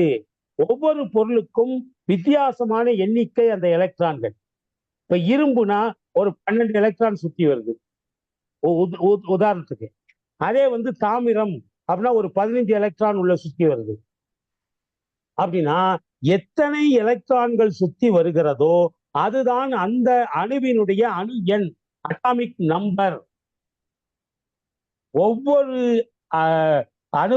ஒவ்வொரு ஊடகத்துக்கும் ஒரு அட்டாமிக் நம்பர் உண்டு. இரும்பு என்றால் அதுக்கு ஒரு நம்பர் உண்டு, தாமிரம் என்றால் அதுக்கு ஒரு நம்பர் உண்டு, பிளாட்டினம் என்றால் அதுக்கு ஒரு நம்பர் உண்டு. ஒவ்வொன்றுக்குமா. அப்ப உடைக்கவே முடியாது என்கிற அணுவை ஒருவர் உடைக்கலாம் என்று கண்டுபிடித்தார். உடைத்தால் இது இருக்குல்ல, நியூக்ளியஸ் இருக்கு, நியூக்ளியஸுக்குள்ள நியூட்ரானும் புரோட்டானும் இருக்குது. அதை சுற்றி எலக்ட்ரான்கள் சுற்றி வருது. அந்த எண்ணிக்கை தான் அட்டாமிக் நம்பரு. அவர் மேலும் ஒருபடி மேல போய் இந்த நியூக்ளியஸையும் உடைக்கலான்னாரு. நியூக்ளியஸ்ல நியூட்ரானும் புரோட்டானும் இப்படி இருக்குது, பிரிக்கவே முடியாம இருக்குது. ஆனால் ஒரு மிகப்பெரிய எக்ஸ்டர்னல் விசை மூலமாக ஏதாவது ஒரு விசையை பயன்படுத்தி அதை உடைத்தால் ஒரு எனார்மஸ் சவுண்ட் வரும், ஒரு எனார்மஸ் ஹீட் வரும். அளவிட முடியாத ஒரு ஹீட்டு, ஏன் ஒரு பெரிய நாட்டையே அழிக்கக்கூடிய அளவிற்கு ஆற்றல் அதிலே இருந்து வரும். அதற்கு பேர் தான் ஆட்டம் பாம், அணுகுண்டு என்று அவர் கண்டுபிடித்து சொன்னார். என்ன, அப்ப இந்த அணுவை படைத்தது இருக்கிறதே. ஆனா இந்த அணுவை உடைக்க முடியும்னு அவை பாட்டு 1000 வருஷத்துக்கு முன்னாலே சொல்லிட்டான். அணுவை துளைத்து ஏழ்கடலை புகட்டி குறுகத்தரித்த குரல். கம்பநாட்டாழ்வான் சொன்னா அணுவை சதகூறிட்டு, அணுவை ஒரு துண்டா இல்ல 100 துண்டா உடைக்க முடியும்னா. அதை இன்னும் விஞ்ஞானம் கண்டுபிடிக்கல. ஔவையார் சொன்னதையே இப்பதான் கண்டுபிடிச்சிருக்கிறான். அணுவை துளைத்து 18ஆம் நூற்றாண்டுல ஐன்ஸ்டீன் வந்துதான் அதை கண்டுபிடிச்சாரு. அதே மாதிரி அணுவை 100 கூறாக்க முடியும் என்று சொன்ன கம்பனுடைய வாக்கு இன்னொரு 1000 வருஷம் கழிச்சு எவனாவது ஆமா கம்பன் சொன்னது கரெக்ட் தான். அணுவை சதகூறிட்ட கோணிலும் உளன். இறைவன் எங்கே இருக்கிறான்? தூண்ல இருக்கானா துரும்புல இருக்கானான்னு கேட்டான்ல இரணியகசிபு. அவன் பிரகலாதன் சொன்னான், அணுவிலும் தூணிலும் இருப்பான், துரும்பிலும் இருப்பான், அணுவிலும் இருப்பான். அணுவை 100 கூறாக்கினால் அந்த ஒவ்வொரு கூறிலும் இருப்பான், ஒவ்வொரு கோணிலும் உளன். அவன் அதுக்கு ஒரு பேரும் கொடுத்தான். அணுவை 100 துண்டா பிரிச்சு அதுக்கு கோன் 2 சுழி இன்னு, கோணிலும் இருப்பான். அதெல்லாம் இன்னும் விஞ்ஞான உலகம் ஆராய்ச்சி பண்ண வேண்டியது நிறைய இருக்குங்கிறத தமிழை படிச்சாதான் தெரியும். அப்ப இப்ப பாட்டுக்கு போவோம். அது பெருமை எது என்றால், இந்த அண்டம் முழுவதும் பறந்திருப்பது அவருடைய பெருமை என்று சொன்னால், அணு மேலும் உடைக்க முடியாத ஒரு அணு இல்லையா, அதையே 100 கூறு போட்டா கோன், அந்த கோணிலும் அவன் இருக்கிறான் என்று சொன்னால் அது அவனுடைய சிறுமை.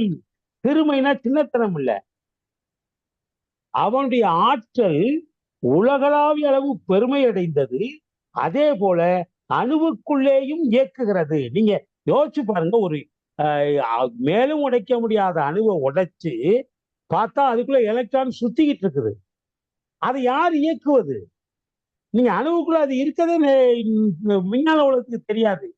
ஆனால் கோடி காலமாக அதை இயக்கி கொண்டே ஒருவன் இருக்கிறானே, அவன் யார்?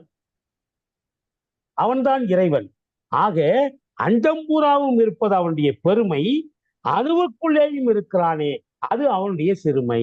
அதுதான் பெருமை சிறுமை என்பதற்கு அர்த்தம். என்ன, பெருமை சிறுமை அறிந்து எம்பிரான் போல். இப்ப அவருடைய பெருமை என்னன்னு அறியலாம், சிறுமை என்னன்னு அறியலாம். ஆனால் அவருடைய அருமையையும் எளிமையையும் அறிந்து அறிவார் யார்?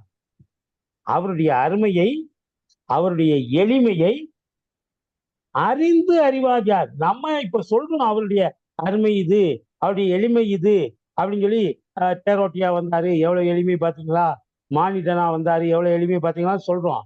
ஆனால் அதெல்லாம் நம்ம முழுமையா அவரை பற்றி அறிந்து சொல்லல, நம்ம ஏதோ படிச்சதை வச்சு சொல்லிக்கிட்டு இருக்கோம். இவர் இங்க சொல்றது அவனுடைய பெருமையும் சிறுமையும் நமக்கு தெரிகிற மாதிரி அவனுடைய அருமையும் எளிமையும் அறிந்தால்தான் அறிய முடியும்.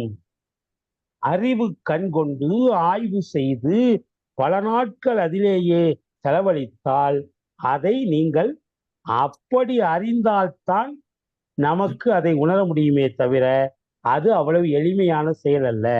ஆனால் பெருமையையும் சிறுமையையும் அறிய முடியும். ஆனால் அவனுடைய அருமையையும் எளிமையும் யாரால் அறிய முடியும்? அறிந்து அறிவார் ஆர் அப்படின்னு கேள்வி கேட்கார். ஒருமையுள் ஆமை போல் உள்ளைந்து அடக்கி.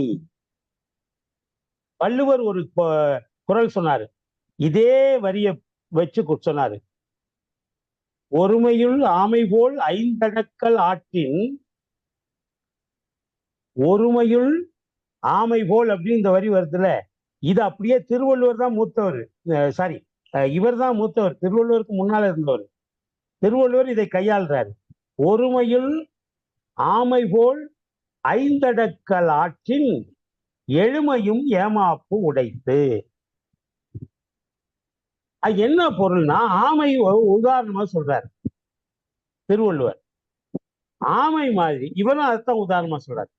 ஆமை இருக்குல்ல, பெரிய கனத்த ஓடு இருக்கும், 4 பக்கம் 4 கால் தெரியும். அது 2 இது கை, 2 இது காலு. அது நம்ம 4யுமே காலுன்னு தான் சொல்றோம். ஏன்னா 4ஆலையும் தான் அது நகருது. மேல ஓடு இருக்கும், தலை கங்காரு குட்டி மாதிரி இப்படி வெளியே நீட்டிட்டு இருக்கும். ஏதாவது எதிரிகள் வந்துட்டா படக்குன்னு தலையை உள்ள இழுத்துக்கணும். அந்த ஓடு மட்டும் பாறை மாதிரி கிடக்கும். நீங்களே பக்கத்துல போய் அது தலையை காட்டலைன்னா அதை நீங்க பாறங்கள் தான் நினைப்பீங்க. ஏன்னா அதனுடைய நிறமும் கிட்டத்தட்ட அப்படிதான் இருக்கும். ஒரு பசுமை ஏறிய ஒரு பாசம் பிடித்த பாறாங்கல் போலத்தான் ஆமை இருக்கும். ஒரு உதாரணம் கேள்விப்பட்டிருக்கீங்களா?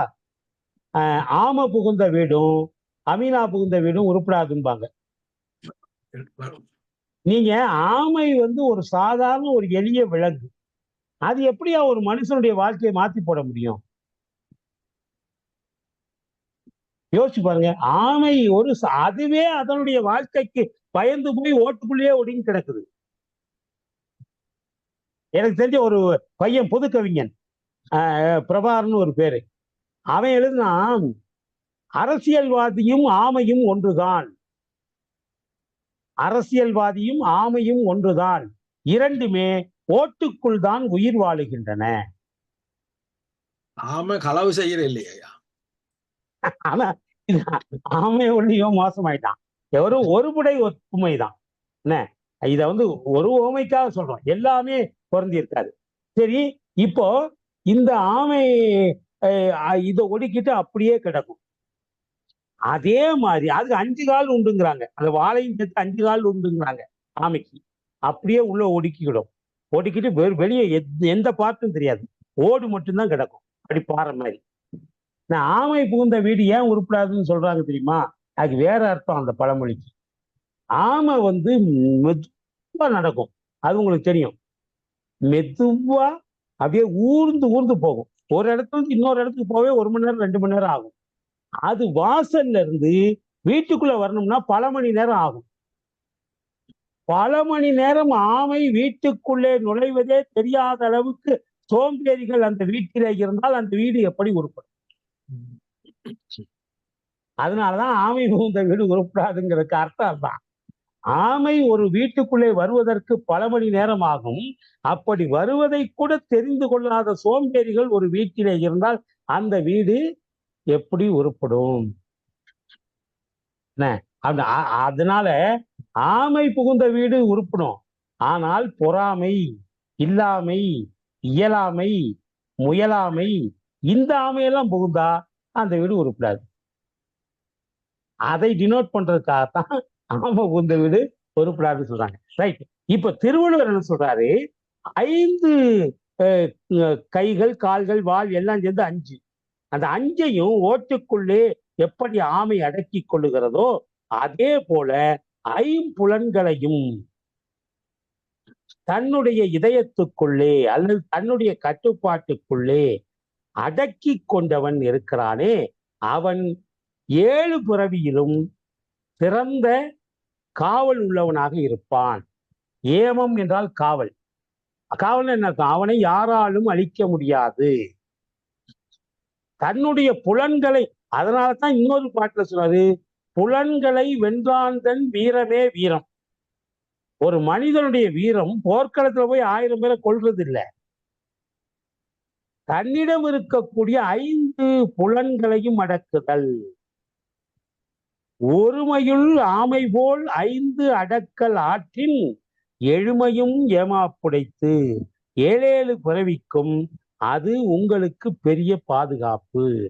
எப்படி ஓட்டுக்குள்ளே ஆமை பாதுகாப்பாக இருக்கிறதோ அதுபோல 5 புலன்களை அடக்கியவருடைய வாழ்க்கை பாதுகாப்பானதாக இருக்கும்.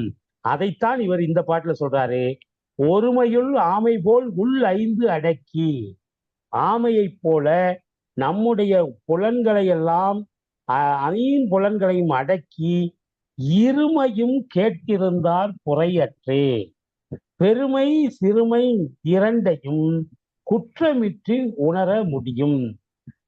குறைன குற்றம், அற்றேனா குற்றம் இல்லாமல் அண்டத்திலும் அழிவிலும் நிறைந்த சிவபெருமானுடைய அருமையையும் எளிமையையும் ஒரு சேர உணர்ந்த சாதகர் மன ஒருமைப்பாட்டுடன், இது தப்பா இருக்குது, இந்த இதை நான் திருத்துறேன்.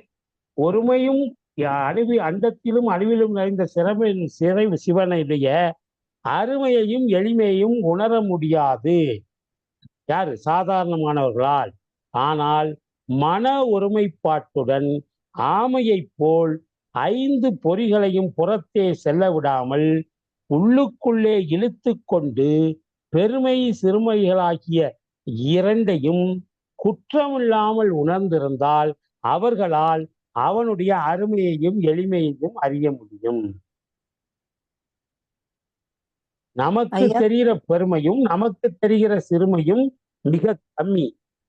ஆனால் குற்றமற்ற அவனுடைய பெருமை சிறுமைகளை நன்றாக உணர்ந்தவர்கள் தங்களுடைய புலன்களையும் அடக்கி கொண்டால் இறைவனுடைய அருமையையும் எளிமையையும் அவர்கள் அறிய முடியும். இல்லை என்றால் அறிந்து அறிவார் யார்?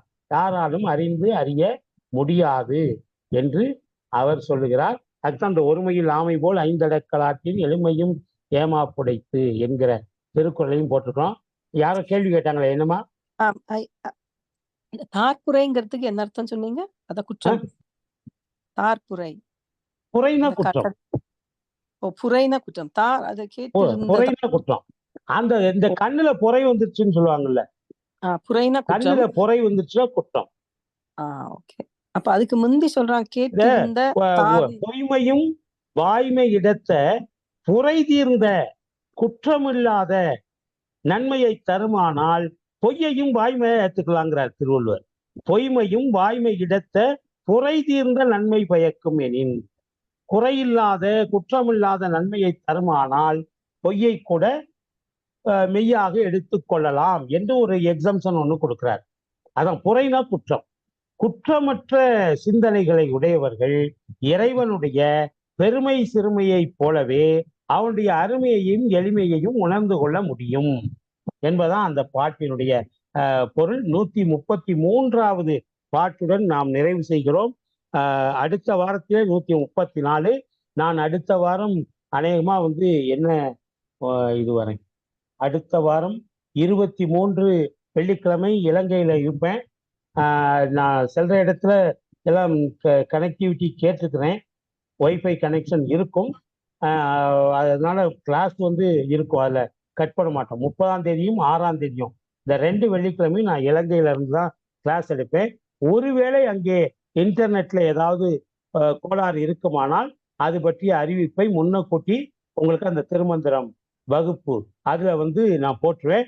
அதனால ஒவ்வொருவரும் அன்பு கொண்டு வகுப்புக்கு வருவதற்கு முன்னால் திருமந்திர கிளாஸ் என்ற அந்த வாட்ஸ்அப் குரூப் இருக்குல்ல, அதுல போய் அப்போதைய நிலவரத்தை தெரிஞ்சுக்கிட்டு வாங்க என்பதை என்னுடைய வேண்டுகோளாக வைத்து இதுகாரும் இந்த உலகளாவிய சைவ சமய பயிற்சி வகுப்பினுடைய இது திருமந்திர தொடரின் 26வது வகுப்பிலே இணைந்து பெருமை சேர்த்த எல்லோருக்கும் என்னுடைய நன்றிகளை தெரிவித்துக் கொண்டு வகுப்புகளை இத்துடன் நிறைவு செய்கிறேன். ஏதாவது கேள்வியோ பின்னூட்டமோ இருந்தா சொல்லலாம். ராமனா வணக்கம். சின்ன வயதுல ஒரு மன்றுளாடி இவ்வளவு காலம் மீனிங் என்ன தெரியாது. மன்றுள்ங்கிறதுக்கு மீனிங் தெரியாதா? அதை பற்றி யோசிக்கல, அந்த டெப்தா எங்களுக்கு தெரியாது. இதுதான் மன்றத்தில் ஆளுங்க சிவன்.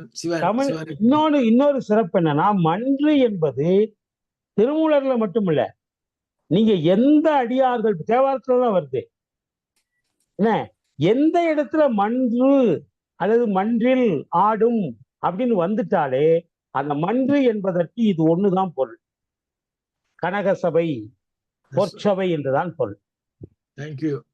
நல்லது நல்லது. காலத்தின் உண்மைகள் நானும் இந்த வெளிநாட்டு பயணங்களுக்கான ஏற்பாடுகள்லாம் நிறைய பண்ண வேண்டி இருக்குது. இந்த வெளிநாட்டு இலங்கை பயணத்திலே அகில இலங்கை இந்து மாமன்றம் அதனுடைய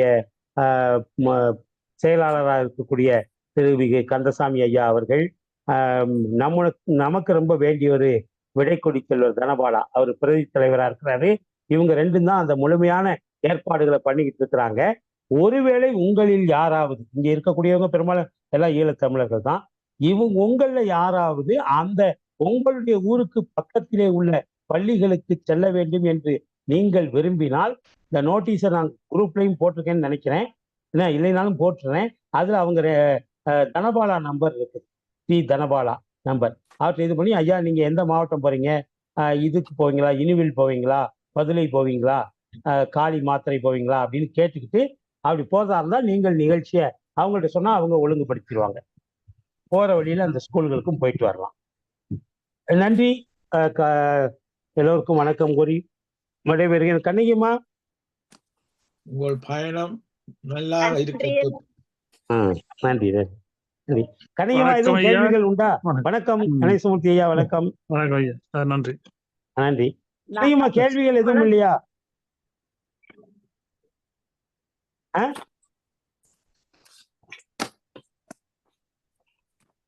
கண்ணகியம்மா கட் பண்ணிட்டாங்கன்னு நினைக்கிறேன். இல்ல, எதுவும் கேள்விகள் இருக்கா, ஐயப்பாடுகள் இருக்கான்னு? சரி, நல்லது, அப்புறம் பேசுவோம். ஓகே, நல்லது. வணக்கம், எல்லோருக்கும் வணக்கம். நன்றி ஐயா. வணக்கம் வணக்கம் வணக்கம். நன்றி. வணக்கம் ஐயா. வணக்கம் வணக்கம் வணக்கம் வணக்கம் ஐயா.